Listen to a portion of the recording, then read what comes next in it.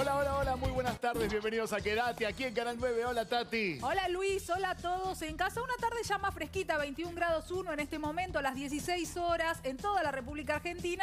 Fresco, la ciudad de Buenos Aires, lluvioso, ideal para quedarte en casa viendo la pantalla de Canal 9, así que sumate. En un ratito vamos a hablar de aquellos argentinos que por esa situación del mundo estaban en pandemia en otro país y se quedaron y les gustó y se van a quedar ahí viviendo. En un ratito nada más y también la mejor cocina italiana porque sabés que nosotros merendamos de una manera muy particular. Y hoy vamos a merendar de una forma muy especial porque es el cumpleaños de nuestro compañero, de Lucho, a quien le vamos a cantar después el feliz cumpleaños. Sí. Y está Jero también, un día muy especial, pero una semana muy complicada. Muy complicada, con números que fueron creciendo de manera abrupta. Lo calificó el gobernador de la provincia de Buenos Aires, Axel Kicillof, no como una ola, no como una segunda ola, sino como un tsunami. Pidió medidas más estrictas. Luego de un consenso con la ciudad, llegaron a articular 78 rubros que pueden transitar, pero con permiso. Con permiso, con nuevos controles que se empiezan a implementar. Ya se empezaron en realidad a implementar en los últimos días. Vamos a estar hablando de todo esto. ¿Por qué? Los casos suben día a día. Todos los días estamos hablando de una cifra récord en lo que es ya claramente la segunda ola. Es así, 24.000 casos como pico en una semana muy compleja, muy complicada y con, atención, 12 distritos que tienen sus unidades de cuidados intensivos al 100%. Eso significa que, obviamente, cuidado por medio no pase, pero si una persona de ese lugar necesita un respirador o una mascarilla de asistencia respiratoria, hay que llevarlo a otro lugar, a otra localidad, a algunos kilómetros. Cuidar la salud, cuidar el trabajo, la producción y cuidar la presencialidad de los chicos, de las escuelas, los tres focos de los que hablaba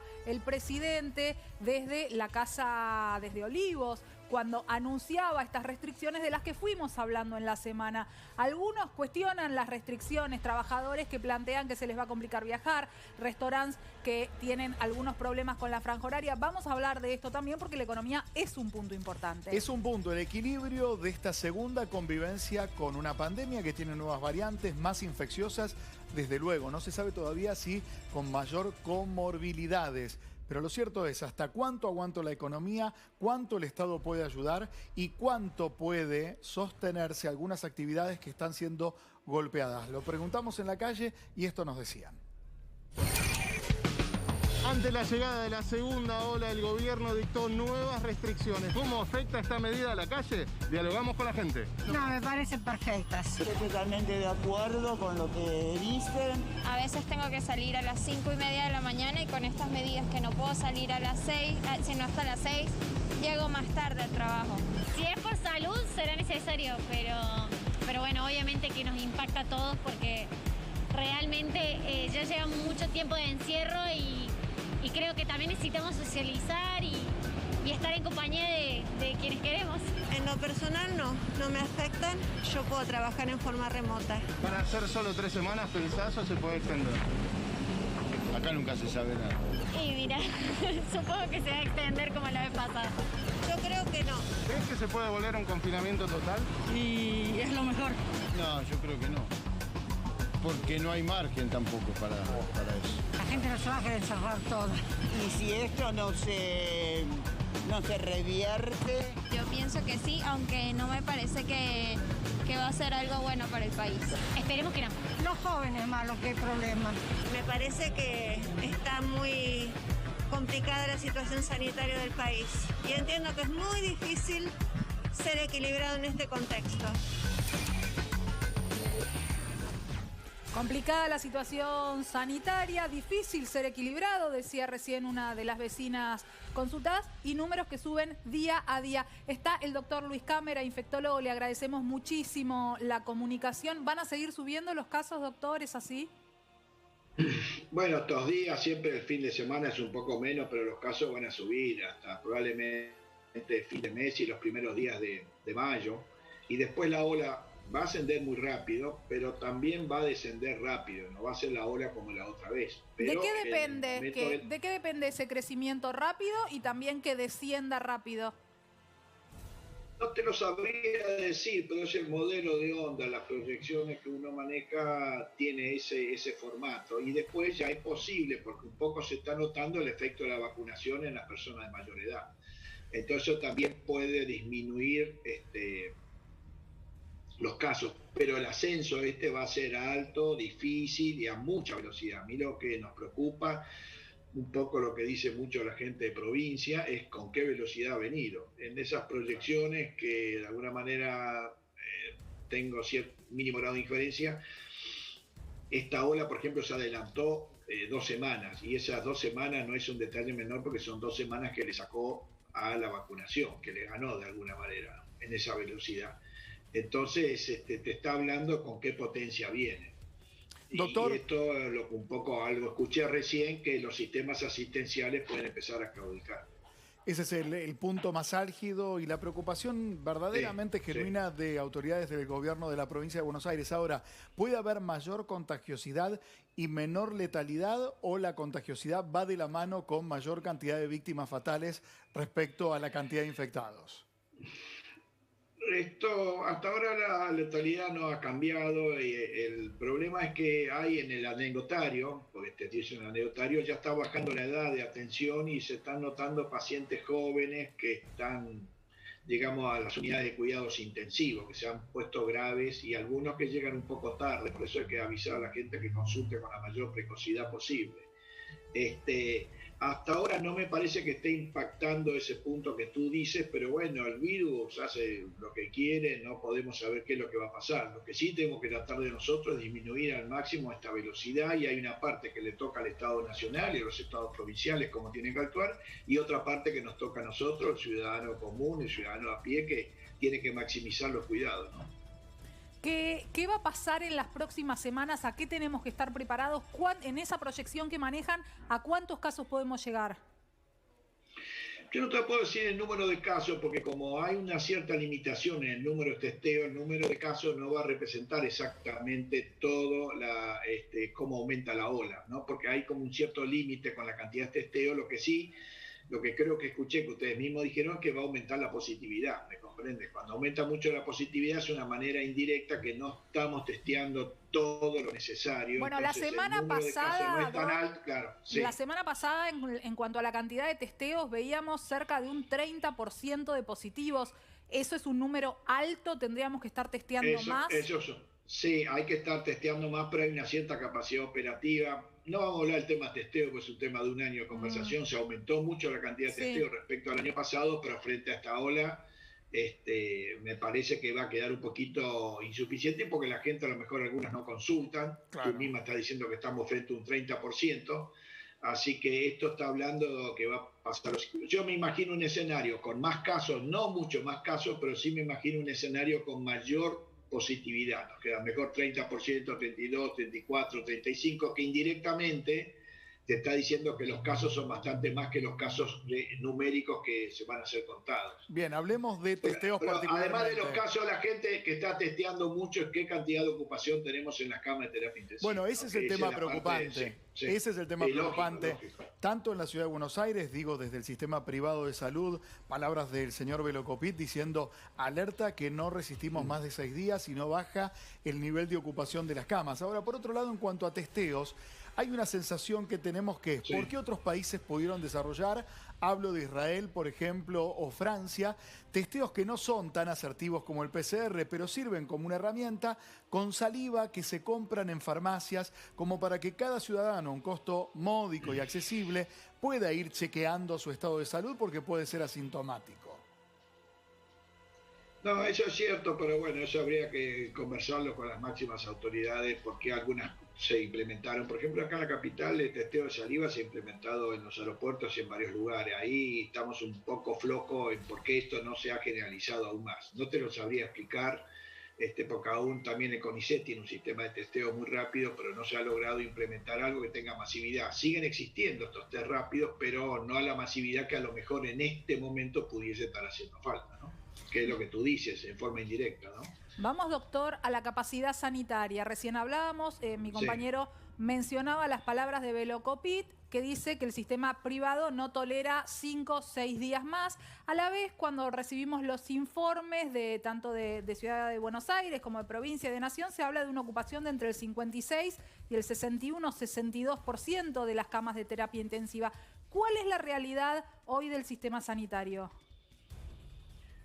Bueno, depende de las localidades, pero tanto el sistema público como el sistema privado, yo conozco más hasta íntimamente en el sistema privado, porque bueno, donde trabajo.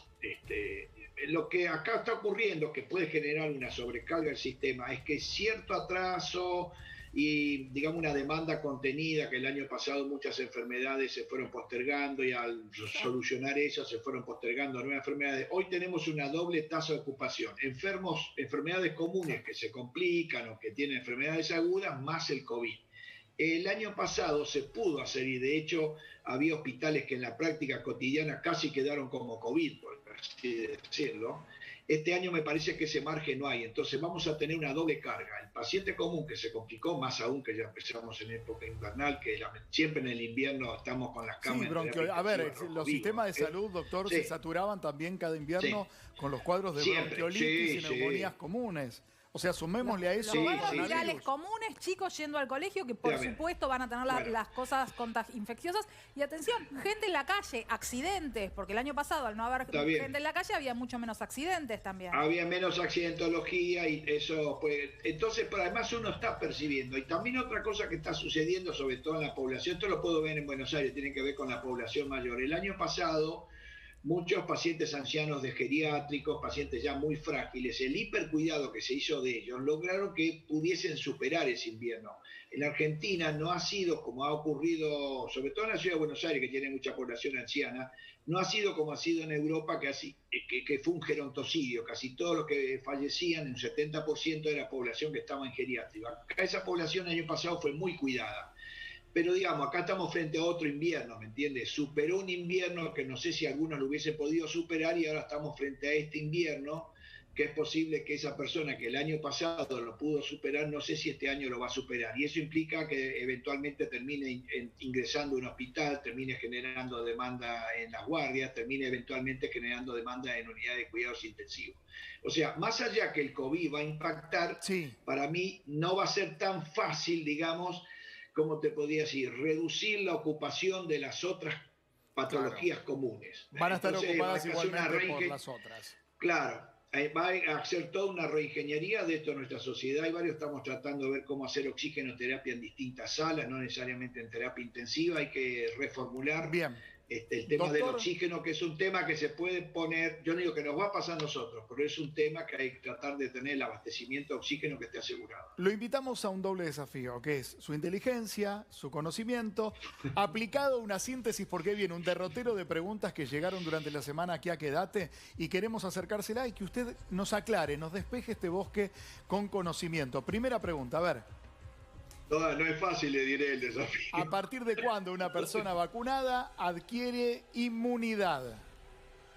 Y más o menos a las 3 semanas ya tiene inmunidad. Depende si es una dosis, más o menos a las 3 semanas. Entre 2 a 3 semanas ya empieza a tener inmunidad y en caso de contagiarse tendría una enfermedad leve. Perfecto. Seguir cuidándose cuando uno recibe la vacuna, porque de todas maneras se puede contagiar. A partir de las 3 semanas ya adquiere la inmunidad y la enfermedad pasaría ya a ser un cuadro más leve. Próxima pregunta. Pero además hay que usar el barbijo también por una cuestión de solidaridad. Porque absolutamente, si yo, todos tenemos que seguir usando el barbijo. Todos seguimos usando barbijo, manteniendo la distancia y con todas las conductas de responsabilidad individual que tenemos que recordar todo el tiempo. Próxima pregunta para el doctor. ¿Las vacunas contra el COVID proporcionan protección a largo plazo? ¿Qué pregunta, doc? No, eso hay que verlo. Hace falta esperar a largo plazo. La vacuna Moderna dice que puede durar hasta 2 años, Pfizer hasta 1 año. Eso hay que verlo con el tiempo. Eso, la verdad que si alguien te dice algo, te diría que es un tanto arriesgado. Es más una expresión de deseo que una realidad. Pero, digamos, este año sí, yo creo que las vacunas protegen, ¿no? Pero habrá que ver, porque por otro lado estamos frente a las variantes. Entonces habrá que hacer restyling, por así decirlo, como un modelo, un auto que hay que cambiarle cosas una vez por año. No ese programa ya viene. Perdón, sumo una pregunta que cae de cajón en relación a que tendríamos que duplicar como país el pedido de dosis de vacunas o de distintas vacunas si el año que viene, 2022, haya que vacunar semestralmente a la población. O sea, tenemos que tener un presupuesto mayor para comprar mayor cantidad de vacunas para inmunizar a la población. Es muy probable que, suponiendo, vamos a una hipótesis que dicen algunos, que yo me resulta bastante creíble, que el virus, digamos, lo pudimos controlar con la vacunación, pero aparecen las nuevas cepas, entonces hay que vacunar nuevamente y el virus va a tener cierta invernalidad. Los inviernos van a ser difíciles y ya mucha gente, algunos especialistas que yo creo, están hablando hipotéticamente, pues estamos hablando de dentro de un año o dos, ¿no? No menos, que vamos a tener que usar, por ejemplo, barbijos todos los inviernos. Barbijo todos los inviernos, vacunarnos todos los años, como la vacuna de la gripe, que nos la tenemos que dar todos los años. ¿Es así? Eso es muy posible, mientras el virus siga haciendo estas variantes, ¿no? A lo mejor un día, no sé, se va. Cabe esa posibilidad también, pero el virus hoy por hoy tiene más herramientas para complicarnos que lo que tenía un año atrás. Ojalá. O sea, el armamento mejoró, yo lo veo como un ejército, mejoró el armamento, eso no cabe duda. Qué metáfora. Vamos a la próxima pregunta para el doctor. A ver, ¿cuál es la tasa de mortalidad del COVID en nuestro país hoy, doctor? Estamos alrededor del 3%, que es variable de acuerdo a la población, ¿no? Es variable. Ahí si estamos frente a población joven es el 2%, en los lugares donde tenemos mucha población anciana es un poco más. Por 3% de los infectados, por supuesto. Sí, de los infectados. Sí, porque no se puede decir del verdadero COVID, porque no hasta que no tengamos un trabajo de cero prevalencia, no podemos saber en realidad cuánta gente nos infectamos. Por datos que se hizo en la ciudad de Buenos Aires y la provincia hace 2 meses atrás, por cada test positivo hay alrededor de 3 a 4 personas más que habremos contraído la enfermedad. Parámetro solamente para poder calcular y ver mejor. ¿La gripe qué mortalidad, qué índice de mortalidad tiene? Me mataste con esa pregunta. La gripe complica muchas enfermedades y la mortalidad es bastante más baja, es menos del 1%, pero es tremendamente contagiosa, ¿no? Por otro lado, pero es menos del 1%.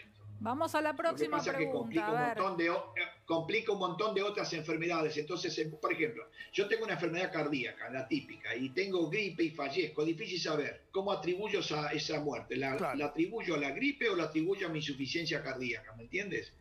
O soy anciano. A veces ponerle el nombre y apellido a la causa de muerte es un poco dificultoso, aunque te parezca mentira, ¿eh? Vamos a la próxima, Doc. De las vacunas disponibles en el país, ¿alguna sirve para las nuevas cepas? Y yo creo que la de Gamaleya dice que tiene posibilidades y también la de AstraZeneca demostró que sirve para las nuevas cepas. De hecho, hay una experiencia bien clara y concreta en el Reino Unido que vacunó mucho con la de Oxford y fíjate que el Reino Unido llegó a tener hace 2 meses 1.000 fallecidos por día y ahora está, creo que menos de 2 dígitos. Quedó descartado, con una dosis, la gran mayoría. Quedó descartado que los episodios de trombosis estén vinculados a la vacunación con la vacuna de AstraZeneca. No. Están aparentemente, es un síndrome que se ve en gente joven y son síntomas raros, son unas venas que nosotros tenemos acá y acá atrás de los ojos que frecuentemente trombosa. Frecuentemente no es muy rara esa enfermedad, pero bueno, ha pasado anecdóticamente, que es un fenómeno inmunológico que compromete a las plaquetas. Las bajan a un lado por consumo y al mismo tiempo trombosis. Es raro, ¿no? Porque si uno tiene las plaquetas bajas tendería a sangrar. Acá hay un consumo. También eso se suele ver en los pulmones de los pacientes por COVID, ¿no? Por eso a veces ustedes han escuchado que los pacientes con COVID se los anticoagulan. Claro, pero por eso digo, este dato que acaba de preguntar Tatiana es vital, es muy importante porque en España, por ejemplo, jueves y viernes, renunciaron a su turno de vacunación nada más y nada menos que un 66% de los convocados, 2 de cada 3, respecto de un conjunto claro de hipótesis no comprobadas. Luego salió la propia Organización Mundial de la Salud, además del laboratorio AstraZeneca, declarando de que no hay peligrosidad y que indudablemente es mucho mayor el beneficio a los pocos casos que se han comprobado de estos hechos que todavía están en duda. Otra pregunta, a ver, tiene que ver ahora, si no se acelera la vacunación, ¿tendremos un escenario catastrófico como el de Europa o el de Brasil? No, primero porque las vacunas van a seguir viniendo, no sé si a mucha velocidad o poca velocidad, y esta ola va a ser muy dura, pero va a descender. La posibilidad que venga una tercera ola está presente, pero yo creo que a esa altura ya vamos a tener la mayoría de la gente de riesgo vacunada. No veo ese escenario catastrófico. Doctor, le pregunto informalmente. Sí veo que esta ola puede ser muy difícil, eso sí. Dígame informalmente, porque usted tiene obviamente fuentes de información que le pueden acercar. ¿Hay alguna presunción de que en los próximos días salgan nuevos aviones? Porque venimos de una semana sin vuelos buscando vacunas. Se habla de que llegarían casi 1 millón de las de AstraZeneca, más otras tantas de Sputnik esta semana. ¿Tiene algún dato, digamos? No, eso lo maneja como la Comisión versión Nacional y sabe, no, nosotros no estamos, este grupo primitivo, no estamos en el grupo de la CONAIN de vacunación, eso lo sabe Bisotti fue muy precavida, me parece que estuvo muy bien diciendo hasta que no esté seguro que tengo el avión, no aviso, para no generar una expectativa que a veces se generó, digamos, y eso peor es la desilusión que la realidad, yo prefiero siempre la realidad. Le hago una pregunta personal, pero que me llega un montón en mis redes sociales. Doctor, yo estoy embarazada. ¿Las embarazadas nos vacunamos o todavía no hay mucha información sobre la vacuna? Hay información. No, sí, hay información que se pueden vacunar. Bien, en la Argentina, las embarazadas que están dentro de los grupos, digamos que la embarazada no es un grupo de riesgo en sí mismo, pero las que son, por ejemplo, personal de salud o docentes, las que están dentro de los grupos que fueron convocados a vacunación, embarazadas en la Argentina se están vacunando. Sí, no sé si se están vacunando por el grupo que les tocó, se tendría que ver, pero se pueden vacunar. Ya salió trabajo científico que las vacunas son, digamos, la de Oxford, creo que también la Sputnik y la de Pfizer son seguras, digamos.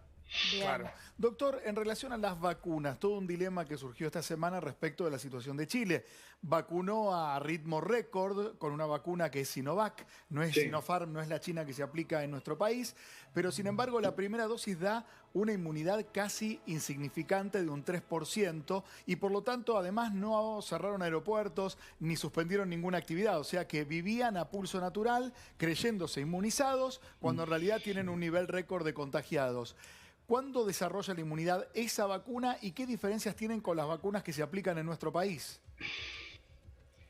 Bueno, esa vacuna chilena, aún con las 2 dosis, tiene una efectividad del 60%, es bastante más baja que las 3 que, entre comillas, están circulando en Argentina, que están en un 90, 91 y hasta un 80 que la Sinopharm, o sea, están bastante más bajas. Pero además en Chile también ocurrió que ellos empezaron a vacunar ya con todo el desarrollo de la segunda ola, que no se notó tanto al principio porque empezó desde las distintas regiones, no entró por Santiago de Chile, digamos, entonces como que no impactó tanto. Y por otro lado, las primeras dosis, evidentemente, ese trabajo que salió de la Universidad Católica demuestra que sirve muy poco, que hace falta la vacunación completa. Y otro, en el anecdotario, voy al anecdotario, que importa mucho, porque varios médicos chilenos me lo contaron, muchísima población chilena que estaban económicamente bien, se fueron de vacaciones a Brasil y todos volvieron con el virus de Manaus. Doctor, una combinación, desarrollo de eso, la vacuna que no es tan efectiva y que se fueron todos a Brasil. Ese combo fue tremendo. Pero ya se está notando que las personas mayores no tienen la misma tasa de infección que los jóvenes, ni tampoco están ocupando terapia intensiva como los jóvenes. Ese efecto ya se está notando. Es muy utópico de mi parte pretender que en algún momento los laboratorios liberen las patentes de la vacuna. No te lo sabría decir. No te lo sabes. Yo te digo, así que repetí como un loro 1000 veces, era el único que lo decía. El mes de junio aproximadamente Bill Gates, un ícono del capitalismo, te estoy hablando, ¿no? Un ícono del capitalismo. Dijo la vacuna tiene que ser para las personas que lo necesiten y no para los países más ricos. También lo dijo el Papa Francisco, sin embargo los laboratorios piensan en otro Dios que se llama dinero. Otra placa, a ver, otra pregunta. Tuve COVID, sigo sin olfato y gusto después de 4 meses. ¿Puedo volver a contagiarme? El recontagio es mínimo. Dicen que la inmunidad empieza a bajar a los 7 meses aproximadamente. El recontagio es mínimo. Sí, a mí me preocupa, lo dije varias veces, que este virus, el de Manaus, el P1.1, este virus puede recontagiar, por lo menos en Manaus, hasta un 50% de los que ya padecimos coronavirus. Así que yo estoy igual que ese paciente, yo también tuve COVID, tampoco estoy con problema con el olfato y el gusto, así que... Dura un tiempo. Voy a compartir las penas, digamos. ¿Sí? Hablando de la variante Manaus, hablando de Brasil, una semana trágica para Brasil, aunque muchos titulares de portales digitales y diarios no lo mencionen, entre 3.400 y más de 4.000 víctimas fatales por día. Es verdaderamente un holocausto sanitario lo que está ocurriendo en el vecino país y además da marco, es la pregunta, a que se produzcan nuevas variantes aún más complejas por el hecho de que Bolsonaro no tome una decisión clara respecto a la pandemia. Sí. Bueno, eso lo dicen los microbiólogos, los inmunólogos, digamos. Yo repito, me parece un concepto muy, muy lógico. Como el virus se replica tantas veces, digamos, se reproduce, por así decirlo, que no va a resultar más fácil, digamos, va teniendo hijos, nietos, bisnietos, tataranietos a mucha velocidad, la posibilidad que haya copias deformes, que serían mutaciones, es mucho más probable. Y puede aparecer una muy complicada. Digamos, esa replicación y además como una especie competitiva, ¿no? Tipo darwiniana, que empiezan a predominar las cepas que son más agresivas, que en este caso son las cepas más contagiosas. Hay también un fenómeno biológico que son los fenómenos darwinianos de adaptación. Lo que estamos todos esperando que algún día este virus se adapte al humano de una manera más inocente. Hasta ahora se está adaptando de una manera más agresiva. Sí, que se adapte de una forma más amigable. Ahora, quiero quedarme en esto que hablábamos del recontagio, porque algo que estuvimos repitiendo mucho por algunos desde la ignorancia y otros desde la mala intención, a raíz del contagio del presidente, se cuestionó la posibilidad de contagiarse una vez vacunado. Y estamos repitiendo hasta el hartazgo. Una persona vacunada, aunque tenga inmunidad, puede contagiarse y la enfermedad va a ser seguramente más leve.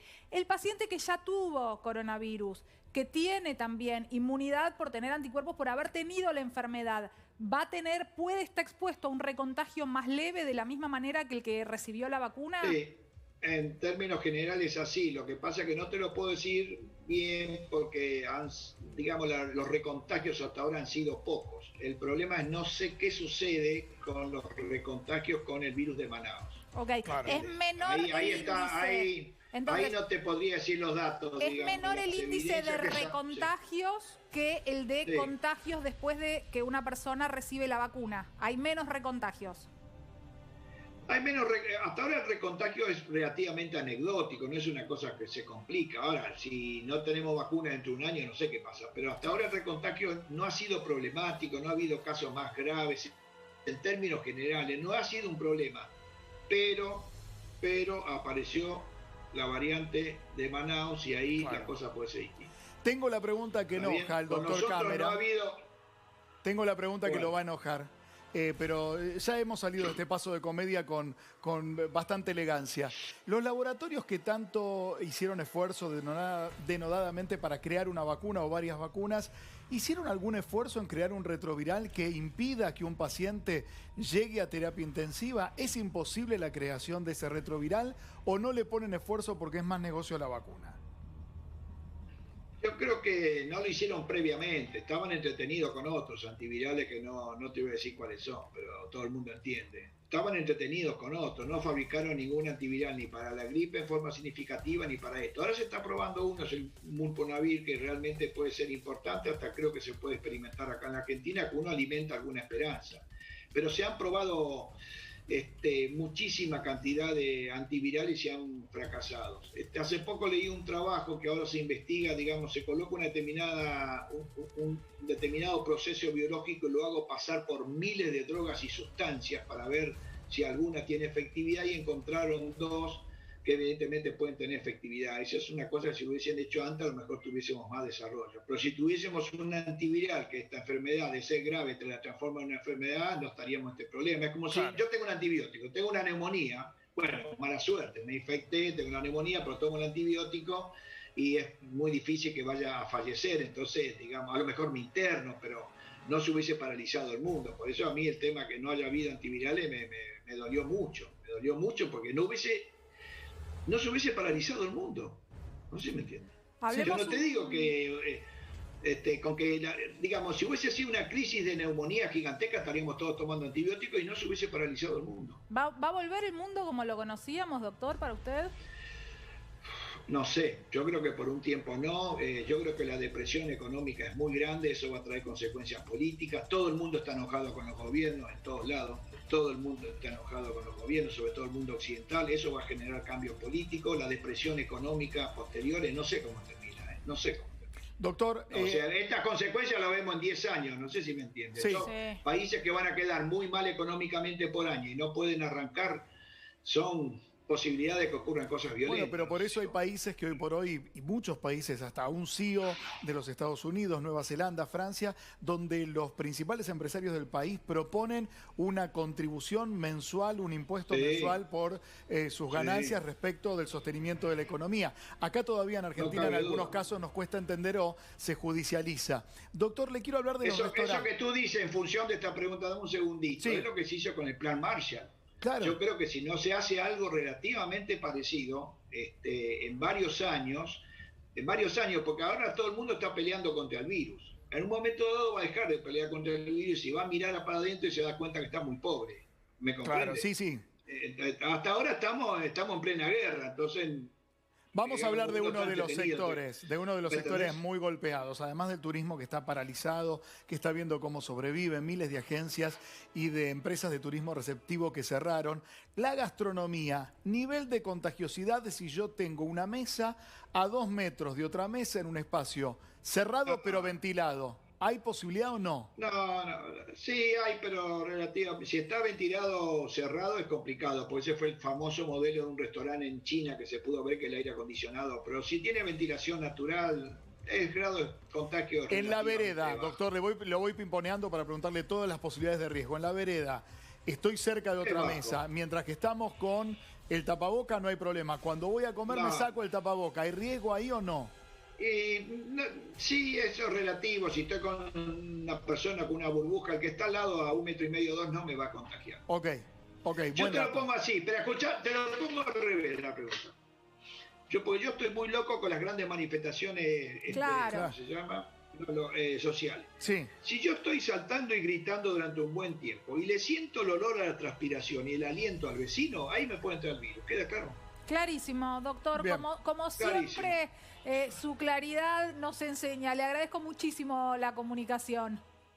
¿Aprobé el examen? Como siempre. Después le voy a escribir, necesito hacerle una pregunta personal. En un ratito me va a tener ahí en su WhatsApp. Bueno, le agradezco mucho. Bueno, hasta luego. Pero por favor, antes que me olvide, el mensaje parroquial, por favor.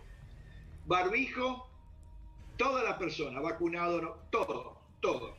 Barbijo en todos los lugares. Por supuesto, si estoy solo en la calle, no hay nadie, puedo estar sin barbijo. Y barbijo todo el tiempo. Eso tendríamos acá 3 meses, perdón por el término, un ahorro de 3.000 personas menos que van a fallecer. O al revés si no lo hago. Así que hagamos este esfuerzo, porque si no la realidad se nos va a imponer de una manera muy difícil. No cuesta mucho usar el barbijo todo el tiempo. Me parece que no cuesta mucho. Clarísimo, doctor, y me parece que es contundente la imagen y el número que acaba de dar. Un gran saludo al doctor Cámara, infectólogo, asesor del Comité de Expertos de Presidencia de la Nación. Gracias por estos minutos. Y hablando de las actividades, por eso le preguntaba por gastronomía, porque hay un dilema entre lo que anuncia el presidente de la Nación y lo que luego anuncia el jefe de gobierno porteño, que estira 1 hora más la actividad gastronómica y el cierre de actividades. Ahora nos vamos a meter de lleno en la gastronomía, pero me quiero quedar, vos hablabas recién del sector turismo, que está siendo muy golpeado. Recibí muchos mensajes esta semana del sector que organiza fiestas, de las fiestas. Hace 1 año que no se hacen fiestas, las fiestas, y hay una industria, y hay proveedores, y hay millones de personas también que trabajan en el rubro, así que hay que empezar a ver cómo pueden reacomodarse. Así que sí, nos metemos de lleno en la gastronomía, que fue una de las novedades y una de las peleas de esta semana, que a las 10, que a las 12, que a las 11. Bueno, ayer la verdad es que en Palermo había locales abiertos a las 2 de la mañana. Estamos con Marcelo Boer, empresario gastronómico, para charlar un poco del impacto en general y de la nueva restricción horaria. Marcelo, muchísimas gracias por atendernos. ¿Qué tal? Buenas tardes. Buenas tardes. Bueno, vos sos propietario de varios restaurantes, ¿no? Sí. Y la verdad es que estamos muy preocupados con la situación porque ya veníamos en crisis de todo el año que vivimos. Estamos un 40% bajo de facturación con respecto a antes del COVID y obviamente se suma todo el año de deuda que se generó el año pasado con 7 meses cerrados. Estamos con planes de impositivos, estamos pagando préstamos de los bancos, estamos con deudas hacia los proveedores que todavía seguimos pagando. Entonces, con esta nueva restricción, obviamente la gente empieza a ir menos a los restaurantes y bueno, baja el consumo, baja la facturación, se baja aún más todo esto y obviamente es un desastre. Ya había muchos colegas pensando en cerrar, hoy la situación va a ser muy complicado y realmente necesitamos medidas compensatorias del lado del gobierno, Claro. tanto de ciudad como de región. Marcelo, te pregunto específicamente por eso. Por un lado, quedó en claro, por lo menos se entendió detrás del anuncio presidencial, que los ATP por el momento no vuelven. Sí vuelven los repro, que además tienen unas condiciones particulares para poder acceder a esta parte de pago del salario del empleado por parte del Estado. Desde el gobierno de la ciudad, ¿qué se anunció? ¿Va a haber alguna ayuda extra? Porque en provincia sí se anunció. Sí, lo que pasa es que se anunció hoy el repro, no lo está pudiendo cobrar muy poca gente porque tiene condicionamientos muy difíciles para poder, digamos, hay un presupuesto muy chico de repro. Esto hace que, por eso antes con el ATP podíamos cobrar casi todos los restaurantes. Hoy menos de la mitad de los restaurantes pueden cobrar el repro. Bien, eso Entonces, desde Nación, eso desde Nación y desde la ciudad. ¿Hay algún tipo de apoyo, de aporte? Donde podemos tener la mayor fuerza, digamos, de ayuda es del lado de Nación. Ciudad nos puede acompañar con ingreso bruto, que se lo estamos pidiendo, y creemos, la lógica que nos conoce, que está en la situación, creemos que nos van a poder acompañar. Esperemos esta semana, tenemos una reunión clave con ellos, pero Nación, realmente necesitamos el apoyo de ellos. Nosotros venimos insistiendo con una reestructuración impositiva, además del ATP. Necesitamos más ayudas, necesitamos que por lo menos ahora se congelen los planes impositivos, que se congelen los préstamos bancarios. Nos venimos, o sea, hoy, después de lo que pasó anoche, la facturación de muchos locales bajó menos del 50%. 50% cayó ayer la facturación.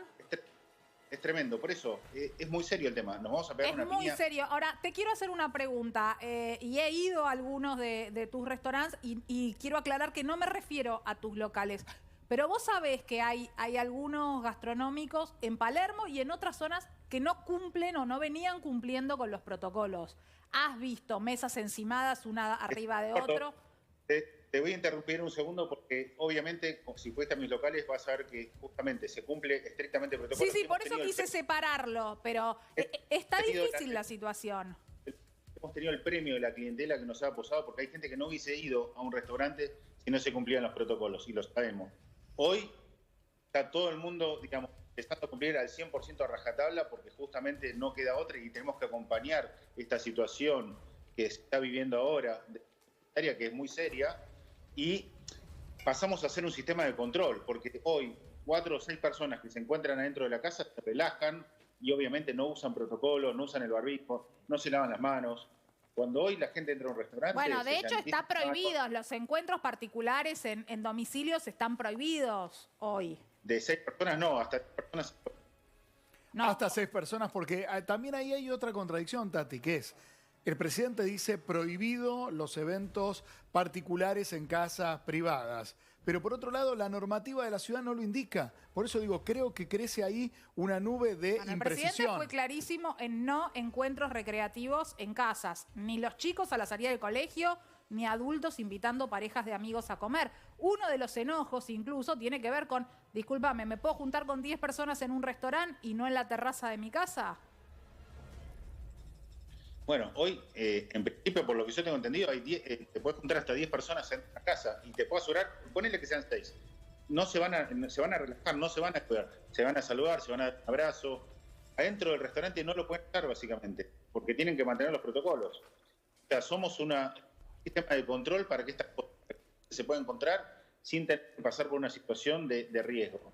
Entonces creo que si trabajamos en conjunto podemos lograr tratar de salir adelante. Entendemos que no hay presupuesto, pero hoy, si nos están restringiendo y nos hacen bajar la facturación y saben que vamos directamente a cerrar... Bien, Marcelo, tomo las palabras que recién dijo el doctor Cámara, cumpliendo los protocolos, como también hace la actividad teatral, donde se comprobó que no hay contagiosidad, no solamente acá, sino en Madrid, por ejemplo, no hay peligrosidad. Y desde ese lugar sí podemos promover algo que empezó a rodar en las últimas horas. Creo que Germán Martitegui es uno de los que empezó a activar la campaña del Early Dinner, la cena tempranera, la cena de 7 de la tarde, para permitirles a ustedes tener el doble turno de siempre y poder cerrar cerca de las 23 horas y que este golpe no sea tan fuerte, ¿no? no alcanza. Yo creo que no es... ya veníamos con un golpe. Lo que pasa es que hoy se va a restringir la cantidad de gente que va a salir a comer por una situación de miedo, básicamente. Es increíble. Entonces, sí o sí, hace falta medidas compensatorias. Lo que pasa, Obviamente, perdón, Marcelo, disculpame esta disquisición. Hay un golpe directo que ustedes reciben por la pandemia y la normativa de restricción. Esa es la que tiene que compensar el gobierno. La otra, el otro golpe de ustedes es el golpe de la recesión económica, que tal vez eso no lo compense ningún gobierno, porque si no tendría que salir a compensar a todas las actividades. Digo, la gente cuando le escasea el manguito, deja de comer la pizzita afuera o de ir al restaurante y empieza a comer más en la casa. Una parte creo que sí, coincido con vos, tiene que ser abordada por los estados, no uno solo, los estados, y poner plata ahí. Estamos de acuerdo, obviamente que no podemos ir por todo, pero sí, hoy te puedo decir que lo que estaba pasando hasta hace una semana atrás, que teníamos un caudal de público, que hoy anoche bajó un 50%, obviamente es haciendo eso. Entonces, en este sentido, sí hace falta una medida compensatoria, sí o sí, o nos morimos básicamente. Ya hoy tenemos un 20% de locales cerrados, 20%, son 150.000 fuentes de trabajo. Tenemos en riesgo 200.000 fuentes de trabajo más. Es muy fuerte. Necesitamos realmente una ayuda que no queda otra. O sea, si no, nos tenemos que ir. Tenemos que cerrar, dejar tendal de deudas. Me parece que nadie quiere eso y creo que, al contrario, como decíamos antes, somos una ayuda para el control sanitario. Marcelo, muchísimas gracias por la comunicación. Vamos a seguir en estos días, por supuesto, la situación de los gastronómicos y de tantos rubros muy golpeados por la pandemia y porque la verdad no hay un peso en el bolsillo. Es así. Muchísimas gracias, Marcelo. Gracias a ustedes. El tema será no perder el sueño, mejor dicho. ¿Dormiste bien? Sí, estoy durmiendo bien, pero no olvido lo que pasó el año pasado, que a Tati le pasó y a mí no me pasó despertarnos a las 3 de la mañana y decir que corno me pasa, que no puedo dormir, nos pasó. Todo el tiempo me pasa y por eso lo vamos a recibir al doctor Golombek. Muchísimas gracias. Nos trasladamos para charlar de permiso. Yo no sé si me estoy cruzando, no sé, pero qué logística. Muy bien, muy todo planificado. Diego Golombek, biólogo, científico, investigador del CONICET, un montón. Sabés mucho, mucho de todo esto. De sueños, sí, y de paso aprovechemos para felicitar a científicos y científicas porque hoy es el día del investigador científico por el natalicio de USAID, así que se lo merecen las científicas y científicos del país. Se lo merecen y han sido muy castigados durante muchos años, así que, que bienvenido a festejarlos. ¿Es un medicamento el sueño? Si duermo bien, vivo mejor. ¿Sabés que se ha presentado así? De hecho, Manu Ginóbili, el basquetbolista, es un fanático del sueño. Es realmente un fanático, también recomienda muchos libros del sueño, ha comentado posts sobre sueño, y él lo dice, ¿sí? Duermo bien, rindo mejor y me iba mejor como basquetbolista. Pero no solamente eso, el asunto lo sabemos hace relativamente poco. Para la mayoría de la gente y por mucho tiempo, dormir en una comunidad, un lujo. Si puedo duermo y si no lo recuperaré mañana, en la siesta o el fin de semana. Hoy sabemos que no es así. Que si vos perdés sueño durante mucho tiempo, si esto es crónico, obviamente estás somnoliento, estás de mal humor, producís menos, te accidentas más y te enfermás. ¿Y cómo se cura eso? Con un buen sueño. Y lo sabemos hace no tanto, así que está bien que la gente todavía no esté tan convencida. Recién ustedes hablaban de, metiéndonos en otro tema, de la cena temprana, como ocurre en muchos países del mundo. Nosotros tenemos una cena muy tardía, más a la española, ¿no? Y después, muy pesada, muy cerca de la medianoche y directamente a la cama. Y después a la cama, y eso no es bueno. La higiene del sueño requiere un tiempo entre cenar e irte a dormir, y no lo estamos haciendo. Y una serie de cosas que son muy fáciles de implementar para dormir un poco mejor. Por ejemplo... Mira, por ejemplo, la luz. La luz es fundamental, pero la luz de día. ¿Vieron la luz mala, la que se dice que está en el campo? Minga, la luz mala está en el dormitorio. La luz mala son las pantallas. Nadie se va a dormir solo.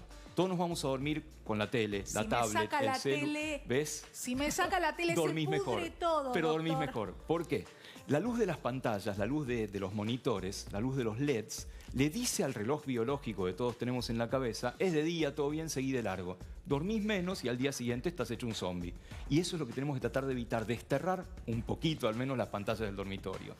Hacer ejercicio durante el día, no tomar bebidas estimulantes a la tardecita. Ya el café a la noche, no, porque te va a costar mucho más tarde.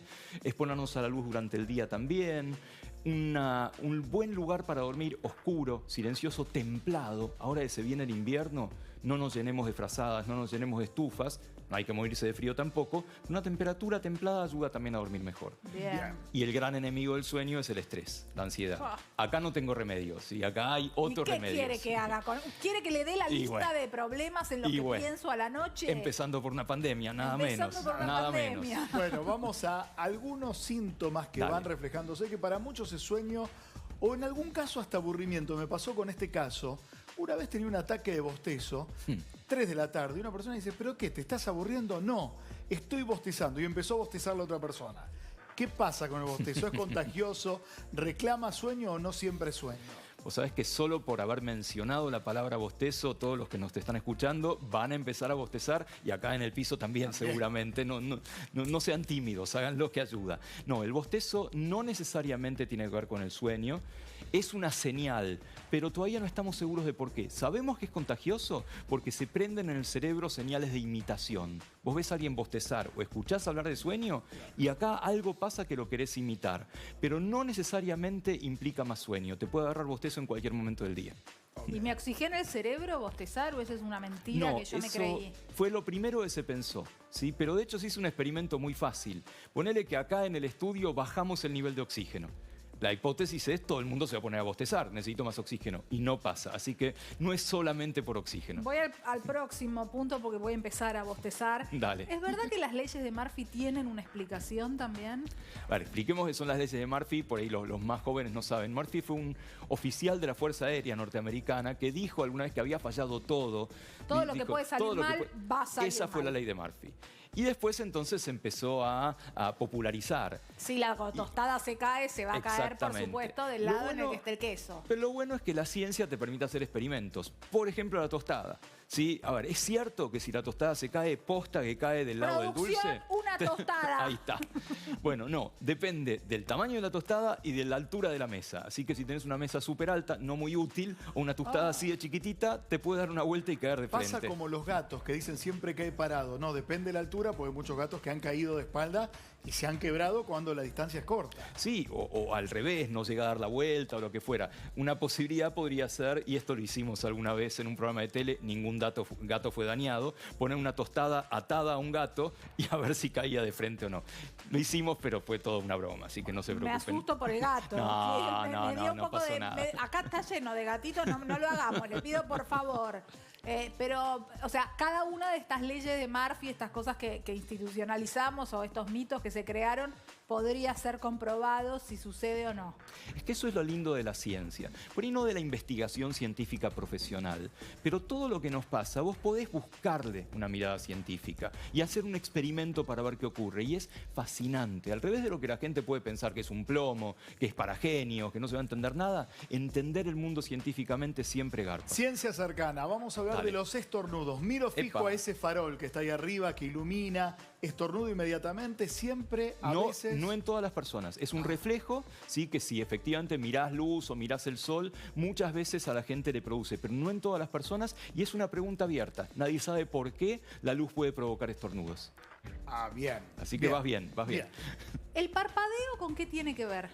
Bueno, fíjate, vos parpadeás muchísimas veces por minuto sin darte cuenta. De hecho, hay algo maravilloso con eso. Los que estudian la conciencia del mundo nos dicen, ojo, hay mucho tiempo en el cual no tenés conciencia, no ves el mundo, pero tu cerebro compensa. Todo el tiempo estamos parpadeando, pero no nos damos cuenta. Mirate en un espejo, no te vas a dar cuenta de que estás parpadeando porque el cerebro está compensándolo. La función fisiológica es lubricar el ojo. El ojo, para funcionar bien, tiene que estar húmedo. Y si vos lo tenés todo el tiempo abierto, se seca. Cuando yo juego con mi hija, a ver quién parpadea primero? ¿Le estoy haciendo un daño? No, está buenísimo ese juego y que gane la mejor. Y otra cosa, ya no está acá, perdón, pero cuando los chicos a veces juegan a cruzar la mirada, a ponerse viscos, y le decimos, no, que si viene un viento te quedas visco. Te quedas visco. No te quedas visco. Es mentira. Jueguen tranquilos, igual no pasa nada. No lo hagas en casa, mi amor, no le gusta, mamá. Me ponía a pensar sobre el parpadeo, que ocurría como con las viejas películas de cine. Hoy no, porque es todo digital, es archivo digital. Pero antes había una cinta con filigranas de plata que se revelaban y tenía cuadro a cuadro, eran como mini fotitos que al pasar por una velocidad uno veía una imagen en movimiento, uno no veía fotos separadas. Depende de la velocidad, pero hoy, más allá del cine, vos lo podés ver eso en un ventilador. Cuando el ventilador anda a cierta velocidad, vos de pronto lo empezás a ver al revés. Y eso tiene que ver con la frecuencia con la cual el ojo está mirando el mundo. Esto lo hace Tati y lo hago yo. Ajá. ¿Se puede contar al aire o no? Y ya hemos contado cada cosa, querido. Cantamos en el baño y cantamos muy bien. ¿Por qué? Bien.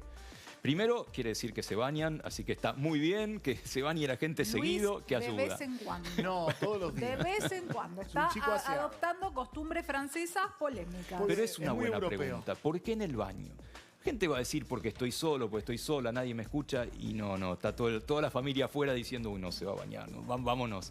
En general hay una acústica mejor en el baño, te escuchás mejor. En el baño somos Gardel, somos María Callas. Por las dimensiones del baño, por el material de las paredes que no es tan poroso, son cerámicos o azulejos, no es ladrillo. Entonces el sonido rebota y se escucha mucho mejor. Entonces es mucho más satisfactorio. Un dato sobre la voz, que justamente hoy hay una jornada gratuita, después busco los datos y se lo paso, un conversatorio. Por el uso del barbijo, del tapaboca, hay un montón de disfuncionalidades en muchas personas que usan la voz para trabajar. Por ejemplo, comerciantes, por ejemplo, docentes. Y hoy va a haber una jornada al respecto. Digo, cómo la ciencia también va a tener que acompañar estos otros fenómenos. Sin duda, o sea, hay mucha gente estudiando esto. También la expresión facial que se te va con el barbijo. Por ejemplo, recomiendan mucho que en el nivel inicial educativo, si se puede, los barbijos sean transparentes. Cosa de que los niños, las niñas vean la cara, la sonrisa de la maestra, que tan importante es. Esto me da mucha... No me sale la palabra. Ay, señora, ¿por qué se me van las palabras? ¿Con qué tiene que ver que se me vayan las palabras? Lo tengo el tenerlo en la punta de la lengua y que no te salga, sí. Sí. Hay investigaciones también sobre eso. No es mi tema, ni mucho menos. Pero la memoria es un fenómeno bastante raro. Como diría Gieco, todo está guardado en la memoria, pero no todo sale, ¿sí? Cuanto más usás algo, es como las charlas entre las neuronas que tienen que ver con eso, están más lábiles, te permiten más fácilmente que un objeto, una imagen te salga. Si vos por mucho tiempo no usas algo, un número de teléfono, ahora nadie se los acuerda. Nadie se acuerda de los teléfonos porque los tenés guardados. Desde Entonces, el celular. Nada, por ahí los tenés guardados en la memoria, pero están ahí en un lugar que te cuesta mucho extraerlos como si fuera un minero. ¿Qué se olvida primero? Y perdón que meto antes de la pregunta para que tengas tiempo de recordarla. Sí, ya me la acordé igual. Mira, qué salvada de último momento, ¿no? ¿Qué se olvida primero? ¿Las imágenes, los sonidos o los aromas y los sabores? ¿Sabes que con aromas y sabores hay algo muy interesante? No le prestamos la suficiente atención. Pensamos que somos bichos, mamíferos, eminentemente visuales, y efectivamente usamos la visión permanentemente, pero el olfato es fundamental. La verdad, de perder el olfato, aunque sea temporariamente, como pasa lamentablemente ahora a personas con síntomas, es muy feo, no le sentís el gusto a la comida y también hay muchísima memoria olfativa. Pero con la pregunta que decís, la respuesta científicamente correcta es depende. ¿Pero depende de qué? Del contexto emocional. La memoria siempre es por contexto. Vos te acordás de algo de acuerdo a lo que estabas haciendo, lo que te estaba pasando. Lo que siempre preguntan las personas que trabajan en memoria es ¿qué estabas haciendo cuándo? Algo importante, la caída de las Torres Gemelas, cosas muy, muy movedizas, y te acordás, porque fue emocionalmente tan fuerte que te quedó fijado con un contexto emocional. Como la palabra que querías recordar. Sí, era intriga la palabra, Bien. no era tan complicada, no se generara una expectativa enorme y nada que ver, no, me genera mucha intriga realmente las canciones que se nos quedan pegadas. Yo lo escucho a él, o bien una publicidad y me quedo cantando la canción de la publicidad de los fideos todo el día hoy yo. Sí, eso en inglés se llaman gusanos de la oreja, earworms. ¿Por qué? Pues como un gusano que te queda acá dando vueltas, dando vueltas, dando vueltas. A ver, tenemos buenas noticias. Es temporario, no duran toda la vida. Lo que pasa es que algunos pueden ser muy molestos y durar muchísimo tiempo. Hay un paper... ¿Muchísimo tiempo cuánto? Días, te puede durar días una canción, una melodía que la tengas ahí y es muy desagradable. Dan un remedio en un paper, un trabajo, un poco en broma, pero un poco en serio, que es un gusano de la oreja se saca con otro gusano. Con lo cual lo podés sacar con otro que se te quede dando vueltas. Okay, sí. Perfecto. Una cortita que tiene que ver con la memoria. ¿Puede haber una cantidad de ejercicios para que nosotros, cuando vamos pasando la vida y llegando a la adultez, ejercitemos la memoria como un gimnasio de la memoria? Sí y no. Está muy de moda hablar de gimnasia mental, ¿sí? De hacer muchos sudokus, muchos crucigramas. Y eso te convierte en un experto sudocólogo o crucigramólogo. No necesariamente extrapola a otras funciones cognitivas. Okay. Aún así, sí, cuanto más uses las funciones cognitivas, mejor van a estar. Pero algo importantísimo, lo único que posta está probado que enlentece un poco el deterioro cognitivo es el ejercicio físico moderado. Lo mismo que te dice un cardiólogo para que esté bien tu corazón, te tiene que decir el neurólogo para que esté bien tu cerebro. Caminatas de 40 minutos por día o 3 veces por semana. Lo que puedas hacer de acuerdo a la edad, pero que no te quedes quieto. Eso ayuda al cerebro y no lo sabemos hace tanto tiempo, además. Diego, feliz día. Muchas gracias y feliz día a todos los científicos y las científicas también. Un placer recibirte en Quédate. Muchas gracias. En un ratito nos vamos a merendar y como con Tati tenemos gustos muy extraños, muy particulares, muy científicamente Hay que comer probados. temprano. Él dijo que hay que comer temprano. Listo. ¿Y qué vamos a comer temprano. hoy? Pasta. Pasta, claro. La pasta del domingo, pero el sábado. Ahí va. Sumate y quédate así, chiquito, ya volvemos. Segunda ola en nuestro país para el gobierno de la provincia de Buenos Aires. Se habla de tsunami, ya no de ola. Hay que estar alerta, hay que tener mucho cuidado, pero también hay que hacer coincidir y convivir los cuidados sanitarios con los cuidados económicos en un momento delicado del país. En un momento delicado del país y de la billetera de cada uno de nosotros, recibimos muchísimas preguntas en nuestras redes sociales esta semana que vamos a compartir con nuestra especialista, con Carolina Suárez. Gracias, Caro, siempre por acompañarnos. ¿Te parece? Nos metemos de lleno Vamos en el de lleno, consultorio. dale, a cada una de las preguntas. Arrancamos con la primera pregunta para Carolina. A ver. ¿Tenemos Y la placas? primera tiene que ver con... Ahí está. Ahí va. ¿Qué pasará con las tarifas? Sí, ¿qué pasa con las tarifas de servicios públicos? Recordemos que las audiencias públicas del gas y de la electricidad tuvieron lugar en los primeros días de marzo. Es probable que se puedan pasar a fin de año. Tal vez en los meses de noviembre y diciembre. Todavía no está nada dicho porque de aplicarse ya debería de hacerse en este mes de abril. Sí, y ya confirmaron los aumentos de la medicina prepaga. Claro. ¿Qué pasa con la electricidad en la provincia de Buenos Aires? El propio gobernador de la provincia, Axel Kicillof, dio la autorización de un 7% de incremento. Pero puede que haya un retroceso, un paso hacia atrás, puede. Medicina prepaga 4,5% y 5,5% para abril y mayo. Como se dio a conocer hoy en el boletín oficial, a partir del 10 de mayo debería ser el primer pago. Atentos, porque si uno paga del 1 al 10, se deben respetar los 30 días mínimos de conformidad que tiene que dar el usuario. En este caso, para lo que es mayo, pagamos abril en el mes de mayo y junio en mayo. Dejamos para otro consultorio el tema de qué pasa si yo estoy pagando un servicio con aumentos mensuales, pero un servicio que no se me brinda en un 100% respecto de una segunda ola que va a suspender algunos servicios médicos. Siguiente pregunta, a ver. ¿Los jubilados tendrán alguna ayuda? Recordemos que tanto para abril como para mayo está el bono de 1.500 pesos. Es decir, solamente esa va a ser la ayuda. Sé que es un monto bajo, pero es lo único. Recordemos que tuvieron un incremento del 8,5%. Pesos es un chiste. Sí, es lo único que van a tener estos dos bonos excepcionales. No sabemos si más Son adelante. bonos excepcionales que se suman a los nuevos aumentos de la nueva ley al 8,5% que se hace efectivo este mes, exactamente. Okay. Por eso, abril y mayo, 1.500 pesos cada uno. Bien, vamos a la siguiente pregunta. A ver qué es la siguiente: tarjeta alimentar y asignaciones. ¿Cómo quedan? La tarjeta alimentar, recordemos que tuvo un incremento del 50%. Quienes tienen un hijo hasta 6 años de edad cobran 6.000 pesos desde el mes de febrero y quienes tienen 2 hijos en adelante cobran 9.000 pesos. El tema de las asignaciones también lo que hace a cómo se hacen efectivos. El próximo viernes, sábado 16, sería de aquí a 8 días, lo que vamos a ver es la tarjeta, efectivamente ese dinero para los que tienen tarjeta física. Para los que no lo tienen, el lunes se va a hacer efectivo en la cuenta. Clarísima. La próxima pregunta para Carolina Suárez. ¿Qué pasa si pagué el gimnasio? Bueno, parecido a lo que consultabas con el tema salud, recordemos que las restricciones tienen que ver con el aforo, ¿no? Van a poder funcionar con un 30%. Hubo una confusión, hace un ratito Tati decía esto de qué pasa en los lugares cerrados, 10 personas. La gente pensó que 10 personas podían asistir a un gimnasio. No, esto va a depender de la superficie que tenga el gimnasio. Por tanto, va a haber seguramente más restricciones a la hora de tomar un turno, como sucede hoy, que es por aplicación. 30% es el máximo que pueden ingresar. Un tema sensible porque además estuvo incluido en el anuncio presidencial que estaba prohibido los viajes de egresados. Miremos la pregunta, a ver. ¿Qué hago si tengo fecha para viaje de egresados en el país? Dos situaciones.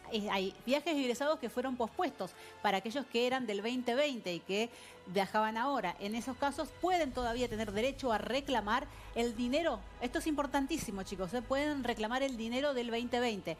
Para los que viajan lo que es el programa 2021, en ese caso va a haber una reprogramación. No se cree que sea en mayo, sino probablemente en junio. Estas reprogramaciones, atento, estamos hablando de 60 días. Próxima pregunta con la que me siento muy identificada. Tengo programado mi casamiento para fines de abril. ¿No voy a poder hacerlo? ¿Se lo puedo responder? ¿Le hago la no, a fines de abril no podés hacerlo. Y yo ya reprogramé 4 veces, mamu. Así que no. Y en el no medio podés hacerlo. van a ser.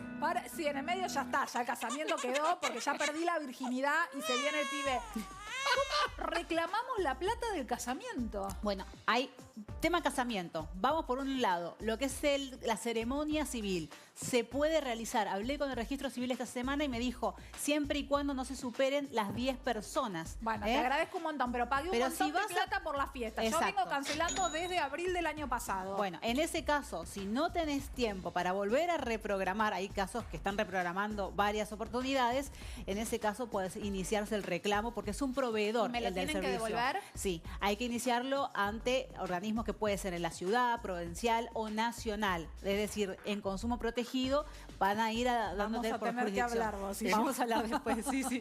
En un minuto llega la ministra de Seguridad de la Nación, Sabina Frederick, a Quédate, y esta pregunta anticipa la presencia de la ministra. Se la hacemos a Caro Suárez. ¿Los empleados de la construcción están dentro de los esenciales que pueden ir a trabajar? Claro, no. Lamentablemente los trabajadores de la construcción no son esenciales, no pueden utilizar el medio de transporte público para trasladarse a su trabajo, como sucede con otros rubros. ¿Y qué va a pasar? ¿El constructor tiene que enviar un transporte privado? En este caso, como en otro, debe costear el transporte. Salvo la obra pública. La obra pública sí está dentro de las actividades esenciales y en ese caso sí pueden trasladarse. Y no confundir trabajadores de la construcción con aquellos que son, por ejemplo, plomeros, gasistas, que hacen refacciones. Ellos sí pueden trasladarse en transporte público. Atento, hay una diferencia ahí. Caro, ¿nos esperás un poquito? Sí. Después seguimos con este consultorio. Pueden seguir mandándonos preguntas. Le escriben a Luis, me escriben a mí. Vamos a trasladarle todas las preguntas a nuestra compañera Carolina. Pero nos metemos en los controles, ¿te parece? Vamos, porque hay 78 esenciales. No son los 36 del 20 de marzo del año pasado. Hay más rubros. Hay que tener un permiso. Hay que tener la app Cuidar. Y por este tema estamos con la ministra de Seguridad de la Nación, Sabina Frederick. Muy buenas tardes. ¿Cómo le va? ¿Qué tal? Buenas tardes. ¿Cómo estás? La felicitamos también porque es investigadora del CONICET, así que hoy también es su día. Bueno, muchas gracias. Ministra, también aprovecho para saludar a todos los investigadores del CONICET. Ministra, empezaron los controles desde las últimas horas. ¿Qué irregularidades notaron en el ámbito nacional y qué referencias les llegaron de territorio bonaerense y Capital Federal? Bueno, nosotros tenemos desde ayer a las 0 horas controles en los principales accesos a la Ciudad de Buenos Aires. Esos controles son fijos para dar cumplimiento al decreto que establece la prohibición de circular de 0 a 6 de todas las personas, con excepción de los esenciales, exceptuados y aquellos que van o vienen de su trabajo. En esos puntos de controles fijos, en ese horario, nosotros hemos tenido hasta el día de hoy 2 infracciones con 2 secuestros de vehículos que se produjeron en la autopista Richieri, y ahí el control lo hace la Policía de Ciudad Aeroportuaria. En los otros casos no hemos tenido infraccionados. Esto es porque los juzgados intervinientes, con quienes hemos tenido una ronda de consultas para establecer los criterios, en términos generales han definido que a las personas que se las encuentra sin el certificado correspondiente, me refiero al horario por fuera de las 0 a 6, por ejemplo, en el transporte público, hay que, en principio, labrar un acta, y ese acta es un acta de compromiso en donde la persona se compromete a no reincidir. Así que hemos tenido estas 2 situaciones con secuestro de vehículo que se produjeron en el día de hoy, en el horario de las 4 de la mañana.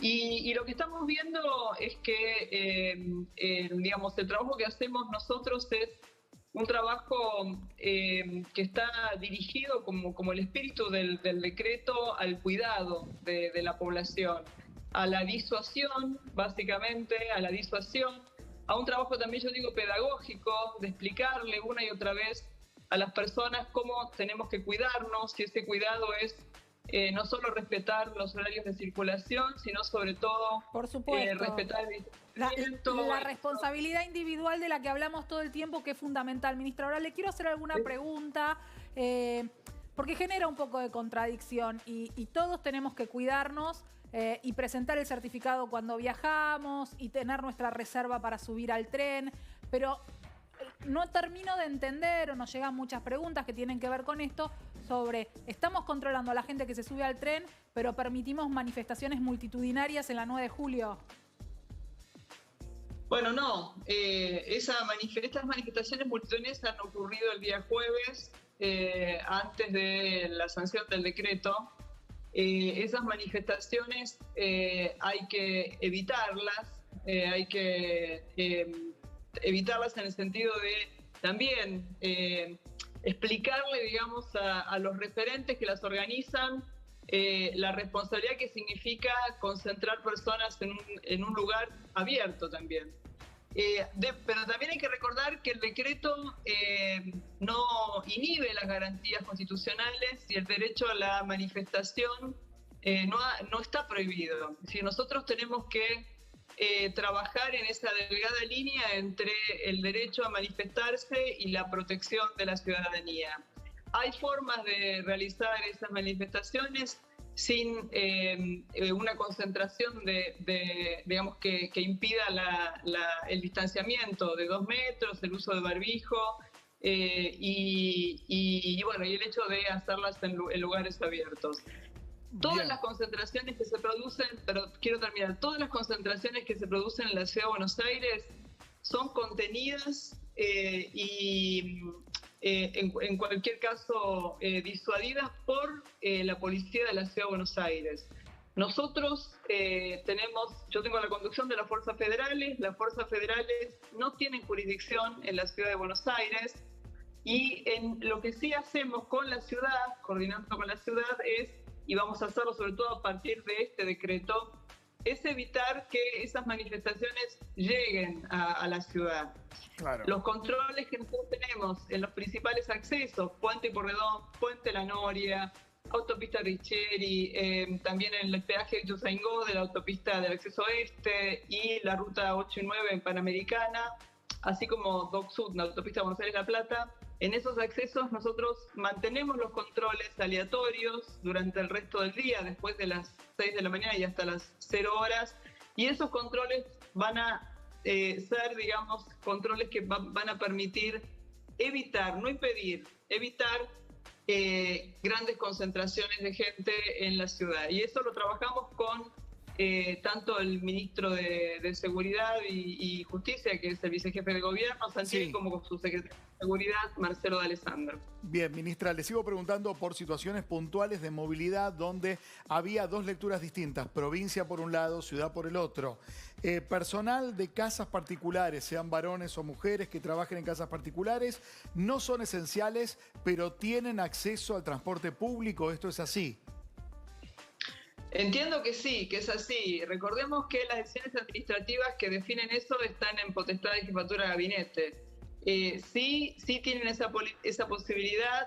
Muchas de ellas forman parte del rubro mantenimiento y limpieza, que está habilitado para hacer uso del transporte público. Hay que decir que este decreto no introduce grandes modificaciones, diría casi ninguna, sobre el transporte público. El transporte público siempre fue transporte público para esenciales, y hay un control muy estricto que se hace desde el Ministerio de Transporte entre la... Pero en la realidad, ministra, discúlpeme, tengo que sumarme ahí porque uso transporte público. En la realidad, desde el mes de agosto del año pasado, los controles eran muy laxos, por ejemplo, en trenes y subtes, salvo en horarios muy puntuales, ¿no? Pero en subte yo veía que no había ningún tipo de control directamente.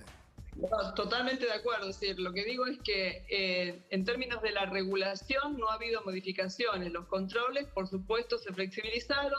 Nosotros tenemos responsabilidad primaria en el control que se hace en toda la red tranviaria del área metropolitana de Buenos Aires.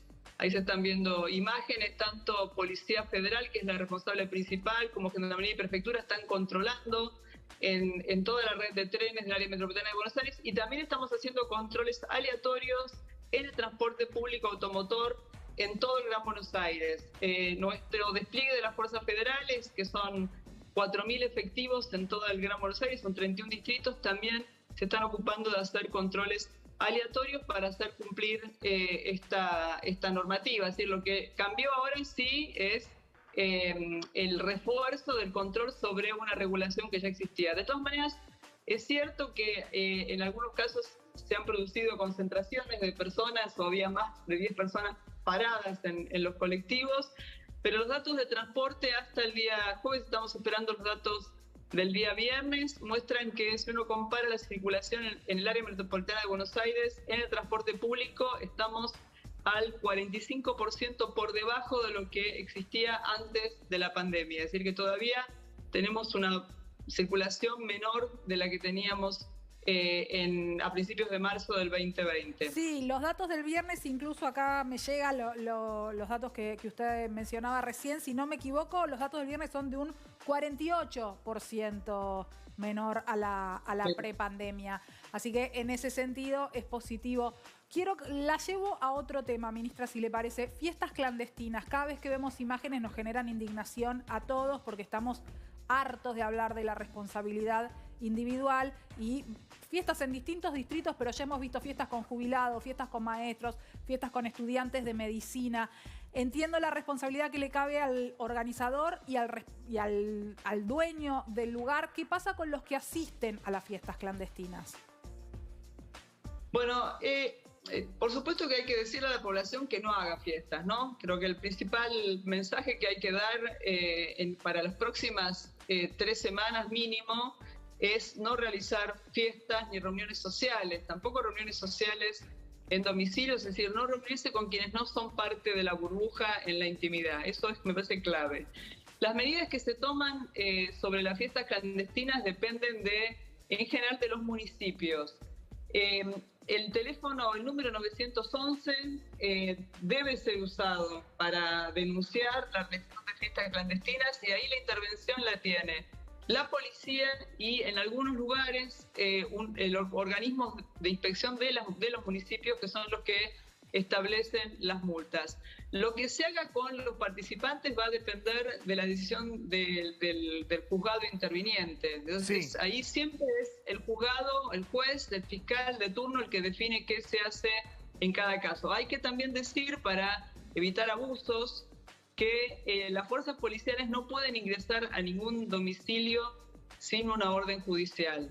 Bien. Así que hay que tener cuidado también con eso para que esta situación que le da, por supuesto, a las fuerzas policiales un poder mayor, esto es así y tiene que ser así, no redunde en exceso, ¿no? Bien, ese dato es importante, ministra, habida cuenta de imágenes que se vieron el año pasado y que no tienen que ver solamente con nuestro país y con la cultura de algunas policías o de algunos integrantes de la policía, para no ser injustos con todas las fuerzas. Pero entonces, a tener en cuenta, si me detienen en la calle fuera de las 12 de la noche, tengo que firmar un acta. No me pueden detener, no me pueden llevar un calabozo, tengo que firmar un acta de compromiso, y de la misma manera, si vienen a tocarme el timbre de mi casa porque hay una reunión ilegal, no pueden hacer un allanamiento e ingresar, salvo que haya una orden de un juez. Que haya una orden judicial, sí. Lo mismo en el caso de que haya un policía que encuentre una persona o más de 20 personas reunidas en el espacio público, lo que tiene que hacer la gente es respetar a la autoridad policial. Probablemente esto puede variar, ¿no? Si rápidamente se dispersa esa reunión, probablemente no haya ningún acta tampoco. Pero si hay una cierta resistencia, la policía seguramente elaborará el acta, le dará intervención al juzgado y el juzgado determinará cuál es el criterio a seguir. Así que lo más importante es que las personas, sean adultos mayores, jóvenes, respeten las indicaciones de las fuerzas policiales. Ahora le voy a preguntar por los controles a quienes circulan en su vehículo que recién mencionó, pero mientras hablamos de esto, le pido a la producción si podemos poner el graph. Recién mi compañero preguntaba por el personal que trabaja en casas particulares y nos pregunta mucho, gente de la construcción. Hay muchos sectores, empleados de cine me consultaban también y hay una página en la que está muy claro sector por sector si uno es empleado esencial y a la vez, porque hay algunos que no son esenciales pero que están habilitados a viajar en transporte público. No es eso lo que yo quiero. Eso es cómo sacar el certificado del transporte público, Mona, pero yo lo que quiero es ponerme en el graph la página porque desde ahí también se llega a cuáles son las actividades que pueden viajar. Pero mientras le pregunto a la ministra, ¿cómo es el tema de los controles en vehículos particulares? También quien viaja en su vehículo tiene que volver a tener en su poder el certificado que está habilitado para circular. Sí, todos tienen que tener certificado habilitante, por supuesto, pero está claro que los controles sobre quienes circulan en vehículos particulares en el horario de 6 de la mañana hasta las 0 horas son controles que simplemente verifican tener o no el certificado, pero están todas las actividades habilitadas. No hay en ese sentido restricciones. El presidente lo dijo claramente. Estas medidas han sido las medidas mínimas para evitar tocar la economía que debe seguir funcionando. Entonces, quien circula en vehículo particular tiene que cuidarse principalmente de 0 a 6, porque de 0 a 6 hay muy pocas actividades que están habilitadas para circular. El resto del tiempo tiene que tener certificado, pero la mayor parte, todas las actividades están habilitadas, están permitidas. No así en el transporte público, ¿no?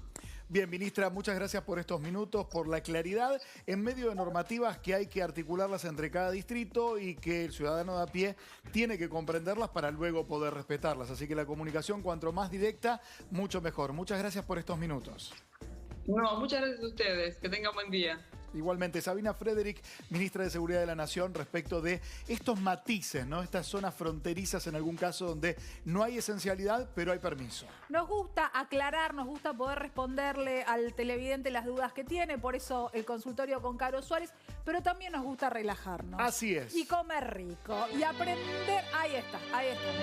Italiano. ¿Te gusta la música italiana? Un corte chiquitito, te haces un mate, un café, un té, lo que quieras, y nos vamos a comer italiano. Bueno, te entendí cualquier cosa. Nos vamos directo al móvil. Pero entonces, estamos si en nuestra parece. salsa, estamos ahí en la zona de Campana con el embajador de la comida italiana y con nuestro embajador en este lugar. ¿Cómo le va, Pablito? Hola Luis, Tati, pero un beso grande para todos. Muchas gracias. Yo pensé que me iban a decir el rey de la pasta. No me pude contener, no los pude esperar, no pude esperar un corte, nada. Ya estábamos probando. ¿Ya le entraste? Acá una de las delicias de este lugar tan típico. Y sí, la verdad, miren, otras veces le fui sincero en otras notas diciendo que no había picado nada, pero ahora no me pude contener, así que está bien. Esto viene muy bien. Sinceridad chicos. primero. Así que prepárense para este fin de semana y vamos a mostrarles algo de lo que se viene acá. A ver, Pablito, recorre tranquilo y mostranos. Vamos. Mientras lo voy a saludar a Pedro Pichao, Luciano Pichao, los reyes de esta casa donde estamos. Pero muy buenas tardes, gracias por recibirnos. Es un lugar muy lindo que vamos a empezar a recorrer. ¿Cómo están? Bien, muy bien. ¿Cuánto hace que está este lugar? Y más de 25 años, lo que es Italpaz original. Y yo estoy en Italpaz La Reserva, que hace más de 13 años que estamos ya. Bien. Luciano, Chicos, Pedro, ¿cómo les va? Escuchando, así que podemos dialogar tranquilamente. Buenas tardes. Hay un lugar muy lindo para ver. A ver, ¿cómo están? ¿Cómo va, Luciano, Pedro? Primero los presenté como lo que son embajadores de la cocina italiana, bien. La cocina sarda en nuestro país y todos sus sabores. Primero fue casa de pasta y luego un lugar de sabores increíbles. ¿Qué tiene que tener una buena pasta para aquellos que la quieren amasar en su casa hoy? Y lo importante son los productos de buena calidad, o sea, es lo esencial. Un buen tomate, un buen aceite, harina, todo. Todo lo que le pongas tiene que ser bueno. Me llevan a la cocina. Diferencia. ¿Les puedo pedir que me lleven a la cocina y me enseñen algunos trucos, por favor? Vamos pasando, les vamos demostrando el lugar. Mientras tanto, chicos, tenemos una vuelta acá que hace complicado todo. Yo me voy a poner las manos en la masa, así que... Ah, muy bien, delantal, póngase el delantal. Pero vengan, vamos a conocer este... Sí. Ay, mira esa cocina. Es un lío. Sí. Bueno, este lugar es muy amplio, muy grande. ¿Qué vamos a preparar, Pablo? Hay un montón de cosas, incluso hay un mercadito que ahora si tenemos tiempo les vamos a mostrar. Y cuéntenos, acá tenemos las cosas. ¿Qué vamos a preparar? A ver. Vamos a hacer unos ravioles negros carabinieri. ¿Unos ravioles carabinieri? Y siempre los ravioles carabinieri, sí. ¿Cuál es la característica? Carabinieri.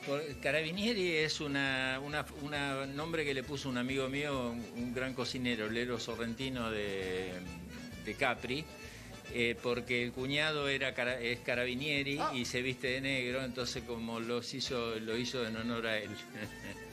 Mirá. Bueno, están compuestos de masa, de Nero sepia, y el relleno tiene puerro, calabaza, langostinos en este caso, porque a veces lleva langostinos, a veces centolla. Realmente es un plato exquisito. Ya lo van Y a probar. arranquemos, quiero arrancar a cocinar. Arrancamos. ¿Por dónde se empieza? A ver, vaya contándome. Venga. Más o menos tenemos algunas cosas ya preparadas, pero acá tenemos el pescado blanco que es brótola. Tenemos los langostinos que recién los pelamos porque y los desvenamos, porque el langostino para mí me gusta así, no me gusta comprarlo pelado porque pierde toda la calidad. La calidad está en que se mantenga hasta último momento con la cáscara, así que los pelamos ahora y los tenemos listos para hacer. Cortamos un poco de brótola, que es un pescado muy noble. Le cortamos un poquito de estos, vamos a hacerlo. Se arranca por el relleno. Ya lo que podríamos hacer es poner acá tenemos, vengan por acá. A ver, ¿qué hay aquí? Un poco de manteca para el salteado. Y acá tenemos el puerro, así vamos a saltear un poquito el puerro para después agregarle los langostinos y el pescado blanco. Ahí está, se va rehogando la cebollita. El pescado no se cocina mucho, Pedro, ¿no? Se hermana de una forma espectacular. El pescado no se cocina mucho, ¿no? Es apenas un toquecito. Exacto, muy bien. Muy bien. Yo tengo un experto acá, te lo mando en cualquier momento. Igual quiero ir a comer yo, no. Me diste un antojo de ravioles que no te puedo explicar. Bueno, vení cuando quieras. A ver, hay algo importante también mientras que se va cocinando, que quiero decir de Pedro, que hay algo de la salsa que ustedes compran tomate sobremadurado, ¿no? Es así como para que la salsa no dé acidez, que es lo que pasa habitualmente con la salsa de tomate. No es sobremadurado, sino el tomate lo compramos madurado en la planta, que es muy distinto que el tomate que se saca verde de la planta y que se hace madurar en el cajón, digamos, en la verdulería. Claro. Toma otro sabor, los azúcares son totalmente distintos, es otra cosa. Sale otra salsa. Ahí está, hay una de las diferencias que hay entre hacer una salsa buena y una regular. Ahí hay otro truco, ¿viste, Tati? Por si tenemos que preparar una salsa. Yo soy incapaz de preparar eso en casa. Lo quiero ver también amasar a Pablo, ¿eh? Vamos a amasar.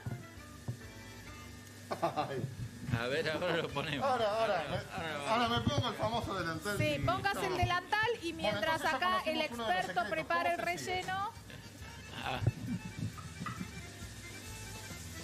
Dale, te tenés que poner el delantal. Así que en todo caso me das vuelta la manijita. A ver, seguimos.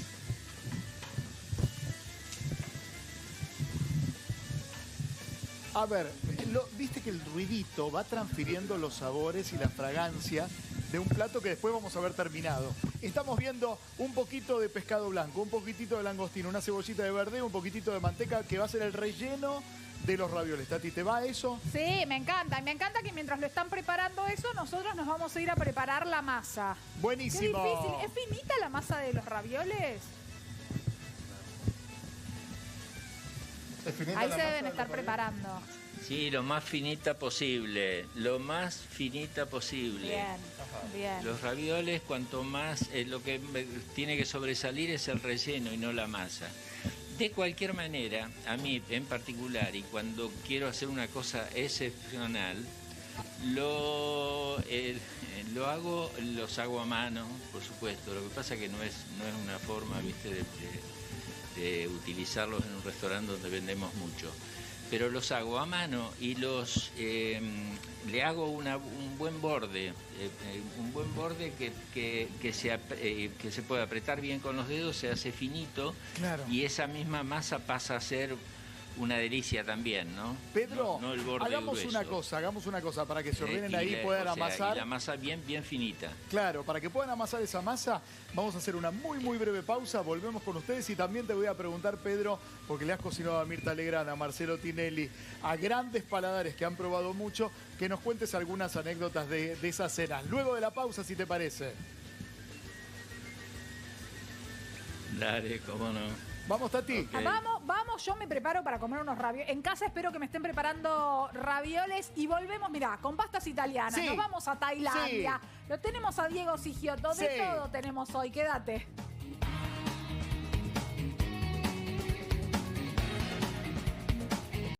Bueno, estábamos paladeando sabores. En un ratito vamos a ir a Tailandia a comer berenjenas en escabeche. Sí, solamente pasa acá en Quédate. Pero antes, ¿Qué? vamos a comer ravioles con nuestro compañero, con Pablo Costas. Pablito. Estamos, miren, ya tenemos acá parte de la masa, que decías que era de este color por los carabinieri. Por el así, no. Carabinieri le pusieron al raviol por el color que tiene. El color es por el nero sepia. La sepia... La es tinta un de tipo calamar. calamar que es del Mediterráneo. Y tiene un color bien negro. No es como el calamar que tenemos acá en el sur, que es riquísimo, pero no tiene las cualidades de tintura, digamos, Mirá, de la Pedro, sepia. cómo va saliendo la masa. Es como... A ver, Pablito, Estoy con esto, pero cualquiera puede aprender. Me gusta cómo sale la masa. ¿Y sabés A que es ver. uno de los aparatos que más se compró durante la cuarentena? El de preparar pasta. Se ve que estuvimos Sí, cocinando mucho en casa. Sí, lo sé. Sí. A mí me preguntaron un montón a dónde conseguirlos porque no conseguían. Es increíble, sí, es cierto. Bueno, eso se va a Bueno, transformar ves que en los es una masa ravioles. fina, pero le vamos a hacer todavía. Exacto. Ahora vamos a cortar el pedazo más o menos que necesitamos. A ver. Le vamos a dar una afinadita más. Ahí está. Mientras tanto Porque así vemos, queda Pedro, bien finito. una masa que es en realidad como una tela, como Sí. una seda muy finita. No se estira, pero no se parte. Por Sí, eso tiene tal una cual. cualidad. Y vos sabés que... Sí. Aparte esta masa, vos sabés que tiene una cualidad adicional, digamos, por la tinta de calamar. Parece mentira, la tinta de calamar le da una resistencia. Fíjate lo que es esto. Hermoso. Si les parece algo, Pedro y Pablito y Luciano allí, vamos terminando los ravioles, así vemos el Sí. momento en que se emplata este plato, mientras que ustedes lo rellenan, que es trabajoso. Vamos y volvemos Dale. allí a Campana. Total, estamos en contacto directo con nuestros amigos Pedro y Luciano. Tati. Y nosotros Dale. mientras nos vamos a Tailandia, antes de comer los ravioles, finalmente vamos a ir antes por las berenjenas en escabeche, porque un argentino que se había ido de viaje antes de la pandemia, lo agarró la pandemia allá y dijo, esto lo capitalizo. Ahí está. ¿Por qué Esto vivirlo lo como un capitalizo, trauma? ¿Por qué sufrir? Claro. Y la está pasando bárbaro. Queremos que él nos los cuente. Es Gastón Flaget. Está acompañado desde Tailandia. Hola, Gastón. Hola, ¿cómo están? Gastón, no perdiste el tiempo, querido, ¿eh? Pensábamos hacer una nota con vos solo y las berenjenas. ¿Y con quién estás? Mapi, ella es mi novia Mapi. Hola, ¿cómo va? Qué lindo. Bueno, ¿Cómo están, Luis, Tati? Un gusto. Muchas gracias. No, un placer recibirte. Bueno, quiero entender. Primero ahora lo que quiero saber es, ¿te quedaste en Tailandia porque no podías volver? ¿Porque te enamoraste del lugar? ¿Porque te enamoraste de Mapi? ¿Qué fue lo que determinó que te quedes en Tailandia? Bueno, no, me quedé acá, sí, me enamoré, la verdad es que me quedé porque nos conocimos y es la razón por la cual me quedé. Y bueno, hoy día también el nuevo emprendimiento que es King Kong Gourmet, que son los escabeche, la verdad que también es una motivación para poder estar acá, o sea, esa es la realidad. A ver, el escabeche no es... Ahí está, mirá, bien Mapi, Ella bien. lo muestra, Entendió bien todo, ahí. Mapi entendió todo. Mapi la tiene clarísima. No se desperdicia un segundo de aire en televisión. Bien ahí. Ahora, Gastón, contame, el tema de los escabeches claramente es una receta familiar que se transmite de generación en generación. ¿Cuándo empezaste a hacer escabeches? ¿Ya acá, por inspiración de tu vieja, tu abuela, o cómo fue el tema? Sí, es una receta familiar, ya había hecho un par de veces allá en Buenos Aires. Y bueno, acá fue toda una prueba.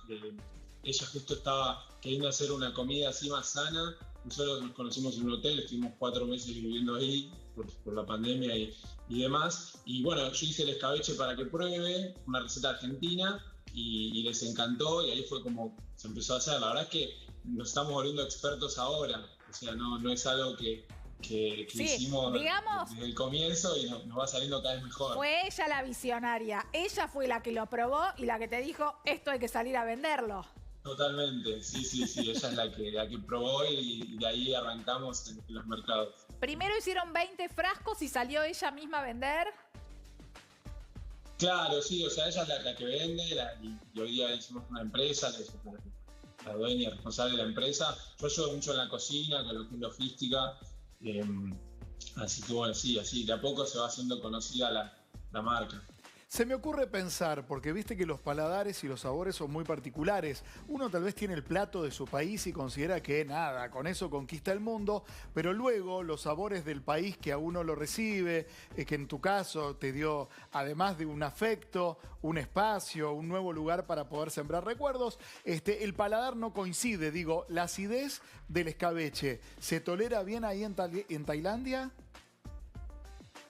Bueno, eso también es un poco el desafío, o sea, que el tailandés, la tailandesa descubran esa acidez que tiene, lo que es el vinagre, lo que levanta el vinagre y algunas frutas y algunos vegetales por su cuenta. Pero la verdad que sorprende. En su momento, inicialmente era, bueno, esto es una receta para los italianos, una receta para los extranjeros que viven acá. Pero no, la verdad es que todo tailandés, la mayoría le encanta y son la mayoría de los clientes que terminan teniendo la marca.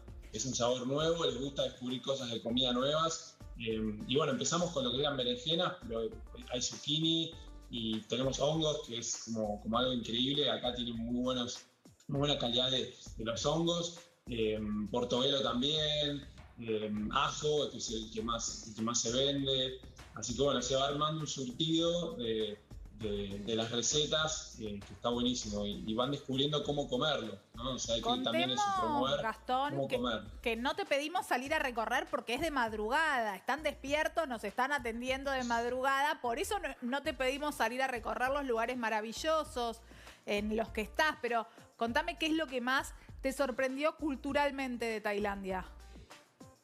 Sí, acá son las 3 de la mañana. Así que no estamos pudiendo salir y ahora también empieza el tema de pandemia acá, tercera ola, así que empiezan restricciones y la gente a cuidarse, así que a salir menos y por ese lado. A ver, lo que más me sorprende de Tailandia es el respeto hacia el otro, desde la mirada a la gente que no conoces y esa sonrisa o una mirada donde hay un saludo. Me sorprende mucho también cómo participan en lo que es la religión, o sea, cómo es activo, ¿cierto? La participación de la gente, va todo el tiempo a los templos, cómo se hacen las ofrendas. Ahora, esta semana, estamos entrando en el año nuevo tailandés y lo que más gasta el tailandés en esta época es en hacer merit making, ¿no? Que es como hacer mérito y es en donaciones y demás. Un montón de actitudes que tienen, que la verdad que es hermoso. Y bueno, conociendo a poco la cultura, la verdad es que al no saber el idioma hay muchas cosas que uno se pierde, pero también al estar todo el tiempo en contacto con los mercados y demás, como que bueno, de a poco te vas insertando en la sociedad. Es muy loco porque estamos hablando con Gastón desde Tailandia. Qué sé yo, el año nuevo chino es en febrero. Ahora descubrimos que el año nuevo tailandés es ahora en el medio de abril y el nuestro luego es en diciembre. Te pregunto cómo... Y yo tengo Rosh Hashanah en el medio. En el medio, por eso. Tenemos para celebrar mucho. Siempre se puede festejar, podemos festejar todo el tiempo. ¿Cómo conociste a Mapi? ¿Cómo se dio la onda? ¿Y cómo te empezaste a comunicar con ella? Seguramente con un idioma puente como puede ser el inglés. Sí, y es re loco acá también, Luis, porque festejan todo, o sea, no se pierde ninguna. Se festeja el año nuevo cristiano, el año nuevo chino, el año nuevo tailandés, así que la verdad que en ese sentido es muy loco. No, nos conocimos en el hotel, o sea, ella era una huésped más, y bueno, empezamos a hacer actividades juntos. Yo había estado un mes casi en Phuket, me había juntado con mi amigo Gaby y su familia, que son argentinos, se fueron, yo me quedé en Phuket, que es una isla al sur, y bueno, empezaron a cerrar hasta toda la isla. Entonces dije, bueno, me voy al norte, me vine para Chiang Mai, en la ciudad donde estoy, y ahí en el hotel, yo estuve 4 días, 5 días solo, era la única persona que estaba en el hotel, y empezaron a caer más integrantes, ya fue la segunda, así que jodemos con que yo soy Adán y ella es Eva, y bueno, ahí se fueron haciendo actividades de a poco en el hotel, y después se fue abriendo toda la situación del país. Gastón, muy buen chamullo. Somos Adán y Eva, estamos en un hotel encerrados 4 meses. ¿Qué vamos a hacer? Sos un pillín. Gastón, gracias por estos minutos. El Instagram, quiero el Instagram de los chicos para seguirlos. Sí, bueno, nos pueden seguir en King Kong Gourmet, en el Instagram, en Facebook, y tirar ideas de comida, que la verdad sería buenísimo, que puedan mandar fotos de lo que se hace. No sé, estaba viendo los ravioles que están cocinando ahí y unas ganas tremendas de comerlo. Bueno, quédate. Pero bueno, nos pueden seguir ahí en King Kong Gourmet. Yo los voy a seguir en King Kong Gourmet para aprender a hacer las cosas en escabeche. Vos quédate que en un ratito nos comemos esos ravioles. Un beso enorme a los dos, y gracias por recibirnos. Muchas gracias, Tati. Muchas gracias, Luis. Les quiero mandar un saludo a mi abuela que está mirando el geriátrico. Este horario me parece genial para que lo pueda ver, Nina. A mi abuela Marti, Tina, a toda la familia. La verdad que mil gracias a los amigos que siempre están, y a la distancia se hacen sentir cerca. Gracias. Mandados todos los saludos. Un beso enorme. Mira. Me encantó. Es genial, un pillín el muchacho. ¿Qué te dice esta música? ¿Sabes qué? Estoy en la pomada, tirame las agujas, son los 60. ¡Apa! Nos vamos de viaje y bajamos las berenjenas y la pasta bailando. Nos vamos a bailar y nos vamos a un templo porteño. Nos vamos a Mau Mau con el señor Diego Sigioto. ¿Cómo va? ¿Cómo va? Bien, con ganas de bailar, todas las ganas de bailar. No me pidas a mí que baile. Ay, Lo sí, único. Sí, no. Si tenés la camiseta del programa puesta, música con el señor Diego Sigioto. No me obligues. Bailamos todos, marcamos paso. Hoy se cumple. Mira, es tipo hacer un ritmo así. Bueno, bailen, yo les hablo, yo les charlo. ¿Cuándo nace Mau Mau? Hoy cumpliría años Mau Mau, 57 años. Bueno, primero, ¿qué fue Mau Mau? Porque hay gente que quizás no tiene la más mínima idea de lo que Que se retiren por jóvenes. No, claro. Que se retiren. Como nuestro productor que dice que cumplió 30 años, impúdico. A vos. Estás despedido, Lucho. 30 años no se puede tener en este programa. Bueno, primero, ¿qué fue Mau Mau? Sí. El templo, como decía Tatiana recién, la Catedral del Ruido se la llamaba. ¿De dónde viene el nombre, Mau Mau? No sé. Era un grupo guerrillero de Kenia, que en la década del 50 había, peleado contra el Imperio Británico y finalmente terminaron declarando su independencia. Nada que ver.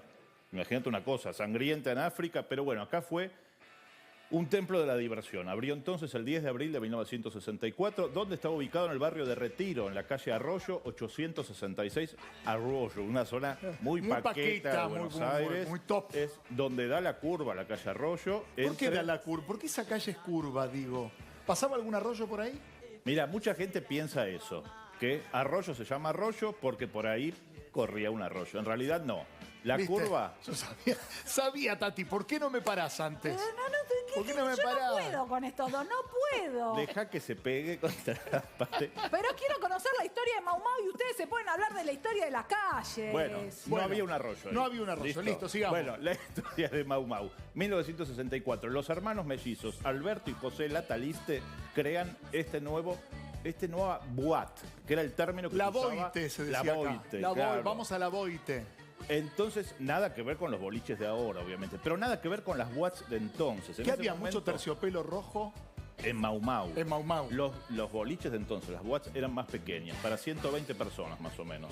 Ellos decían innovar, hacen una pista para 400 personas y la idea era que se sintieran como en su casa, así que lo transforman en un gran living. ¿Viste cuando vemos películas de los 70, de los 80? Sí, con Que una se ven pista los grande, boliches redonda en el medio y los alrededor sillones. silloncitos, claro. Entonces ellos no querían que la gente estuviera anclada en una barra, Claro. sino que hubiera un movimiento ahí en sillones.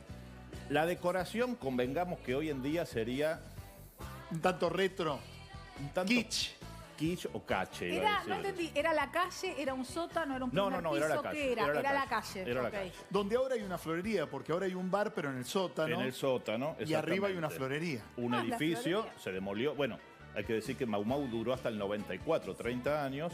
Se demolió, se hizo un edificio y abajo hay una florería, pero que además es un bar. Un bar. Bueno, ellos no querían que fuera una barra estática, entonces que la gente estuviera en estos sillones. Como te decía, la decoración un tanto dudoso el gusto hoy en día porque eran cabezas de animales taxidermizados. Polémico. Sí, porque imagínate estar en el living de tu casa y de repente la cabeza de un alce arriba, una gacela allá, Los paredes dueños, de los dueños terciopelo. querían emular el living de la casa o de la hacienda de un rico con los productos de la casa, Sí, ¿no? y traer este toque africano que le daba el nombre. Ah, bien, bien. ¿Sí? De hecho, tenían un amigo cazador que participaba en safaris en África y le traía cabezas de animales para decorar las paredes del Ah, boliche. bueno. ¿Vos fuiste alguna vez?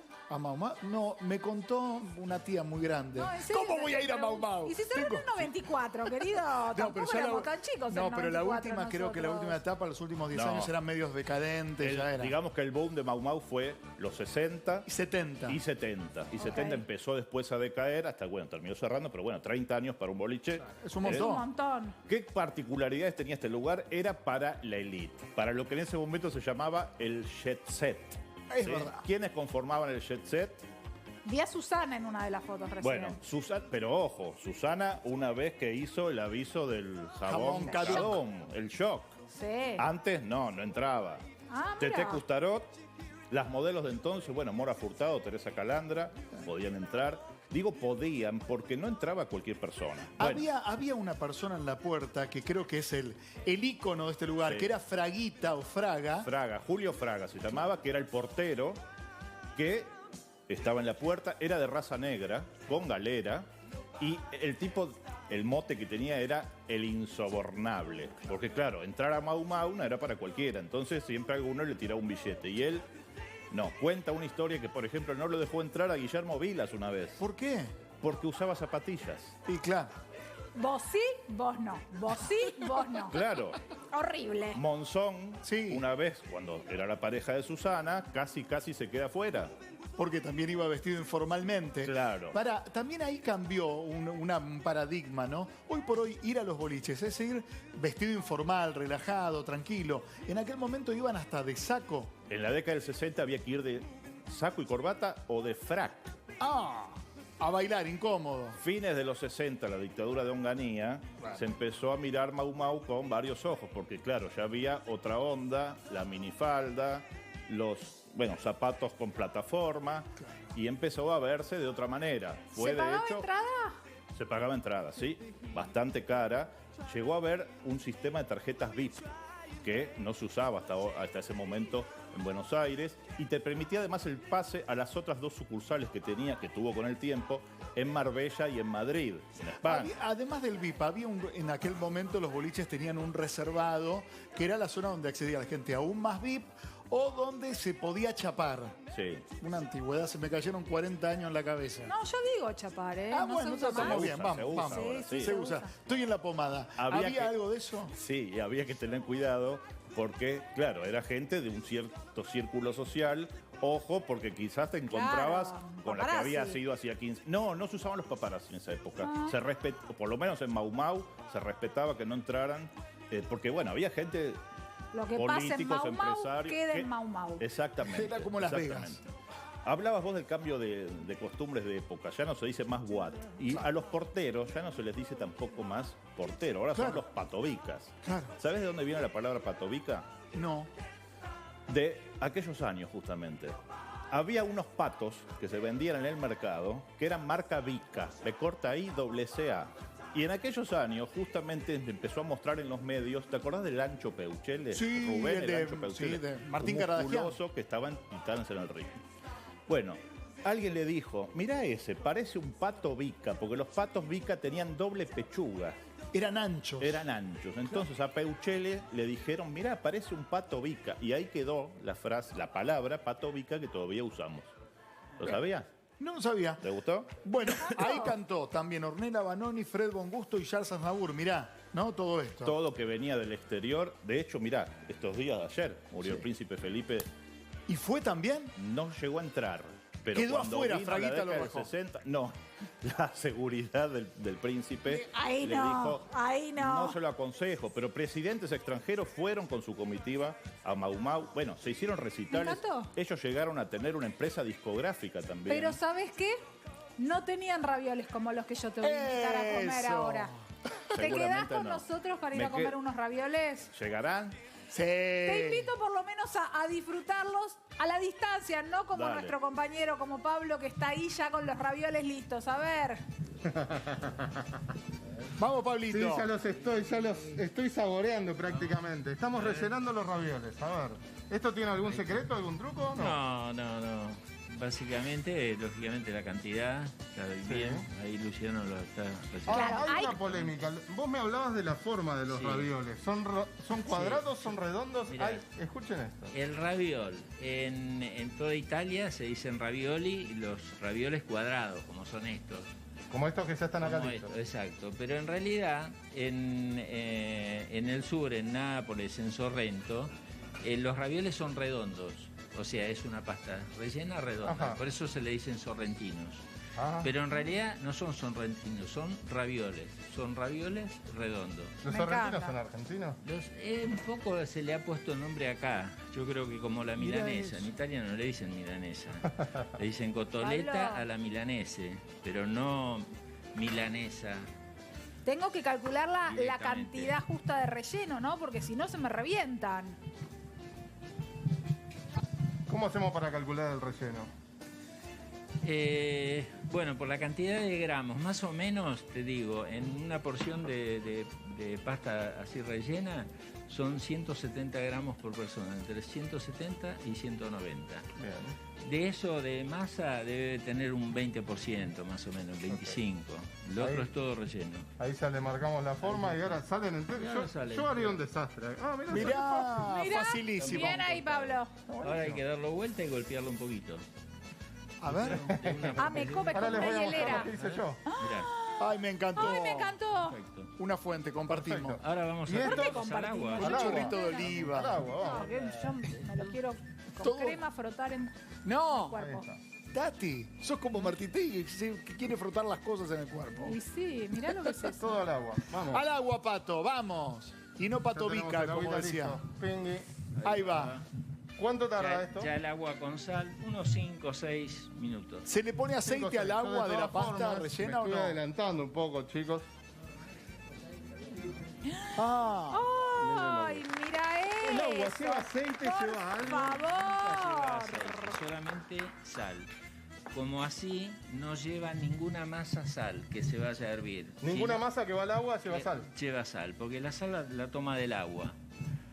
Aparte, imagínate la gente que no puede comer con sal, es la forma de que se le cocine sin sal el agua y lo puede comer perfectamente. Y ahora cuéntenme. hay para un paso Pablo, más que Pablito ustedes querido, hacen acá. Pablito, ¿De nos qué se estamos trata esto? yendo, se está yendo el programa, te pido por favor, Probá, seguime. probá, Pablo, probá uno, por favor. Prueba. A ver, ¿hay un tenedor en algún lado? Ping. Permiso. Pásale la lengua, Pablo. Con los dedos, con la Esto tiene, mano. tiene una ¡Qué pinta. pinta que tiene! Excelente. Muchísimas gracias, Pablo, y a ellos por recibirnos. Una maravilla. Pedro y Luciano. ¡Oh! ¡Ay, el pancito para la salsa, La mamá próxima mía! voy yo, ¿eh? Un beso grande y muchísimas gracias. Gracias, Pedro. Gracias, Luciano. Seguimos ahí en la cocina, pero también seguimos cocinando preguntas que nuestros oyentes y nuestros porque televidentes nos vieron. llegaron muchas preguntas y prometimos que íbamos a volver con ellas, así que terminamos lo que vamos a llegar, así que rápido, el consultorio. Próxima pregunta para Carolina Suárez. Tengo que ir a vacunarme en transporte público. ¿Alcanza con el turno como comprobante? No, Tati, lo que tenés que hacer es ingresar a la página de donde haces los permisos y tenés una opción que es exclusivamente para ir al médico. Esa es la que tenés que tildar. Perfecto. Bien, sirve para este caso del turno de la Emergencias vacuna, médicas, de emergencias médicas turnos. o acompañamiento de un familiar que tiene que ir También. al médico. Una pregunta más, a ver. Ahí va. Los chicos deben tener certificado para poder viajar en colectivo, supongo que es cuando van al colegio. La misma opción que decía recién es la primera, es la comunidad educativa, porque son los docentes, los no docentes y los alumnos. Bien. Una genia, Carolina. ¿Qué más tenemos para ella? Los chicos... ¿las iglesias van a estar cerradas? No. Esta yo la sé. Van a funcionar igual que como el gimnasio, con aforo, así que el 30%. Bien, un dato para sumar en eso. Vi en la iglesia de la calle Bolívar, lo digo para bien de todos y no para mal de nadie, dar los curas la hostia con la mano en la boca de los fieles. ¿Va eso? No, se la tienen que tomar. Igual hace muchos años que ya la... No, yo lo vi esta semana. Bueno. Esta misma semana, Muy calle Bolívar. Besito. Seguimos. Seguimos, próxima pregunta para Carolina. ¿Qué permiso deben tramitar los acompañantes de los alumnos? Bueno, el mismo que el anterior, ¿no? Es la misma, es la opción que tenés para ir acompañante directamente, que te dura 48 horas.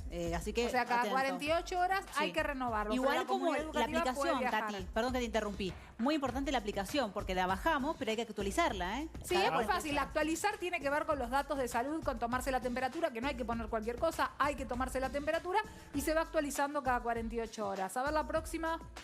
A ver, ¿qué pasa si debo asistir a un adulto mayor? ¿Puedo ingresar en su casa?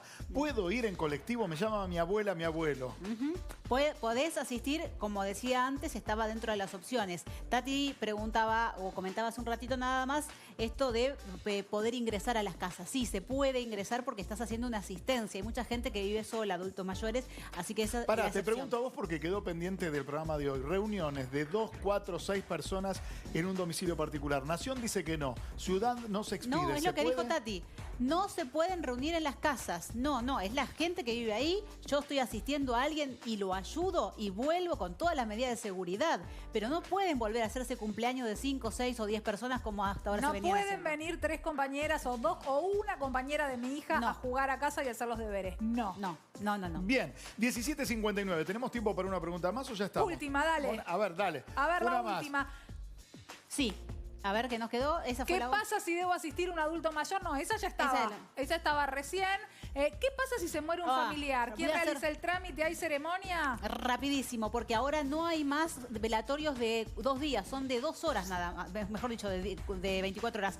Es de 2 horas, el permiso admite hasta 10 personas y lo que pasa ahora es que justamente va a depender de la capacidad física que tenga el lugar, así que son muchas veces 5 que van a despedir y los deudos que están esperando en otra sala contigua y van pasando, pero nunca más de 10 personas. Lo mismo en los cementerios donde permiten el ingreso solamente de los familiares directos de la persona fallecida. Exacto. Caro, como siempre, muchas gracias. Un placer, chicos.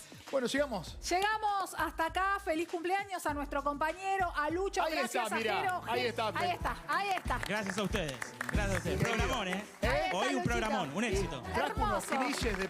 Él tiene que cocinar knishes un día. Cuando quiera, se la traigo a mi vieja, Judith. la empresaria. En vivo, Espectacular. cocina Lucho y Judith. Jero, te quiero, Jero. Vamos, Jero. Los dejamos en compañía de Susana Rocasalvo y sus implacables. Mañana a las 4 de la tarde, nuevo horario de los 2 días. Quédate, 4 de la tarde, sábado.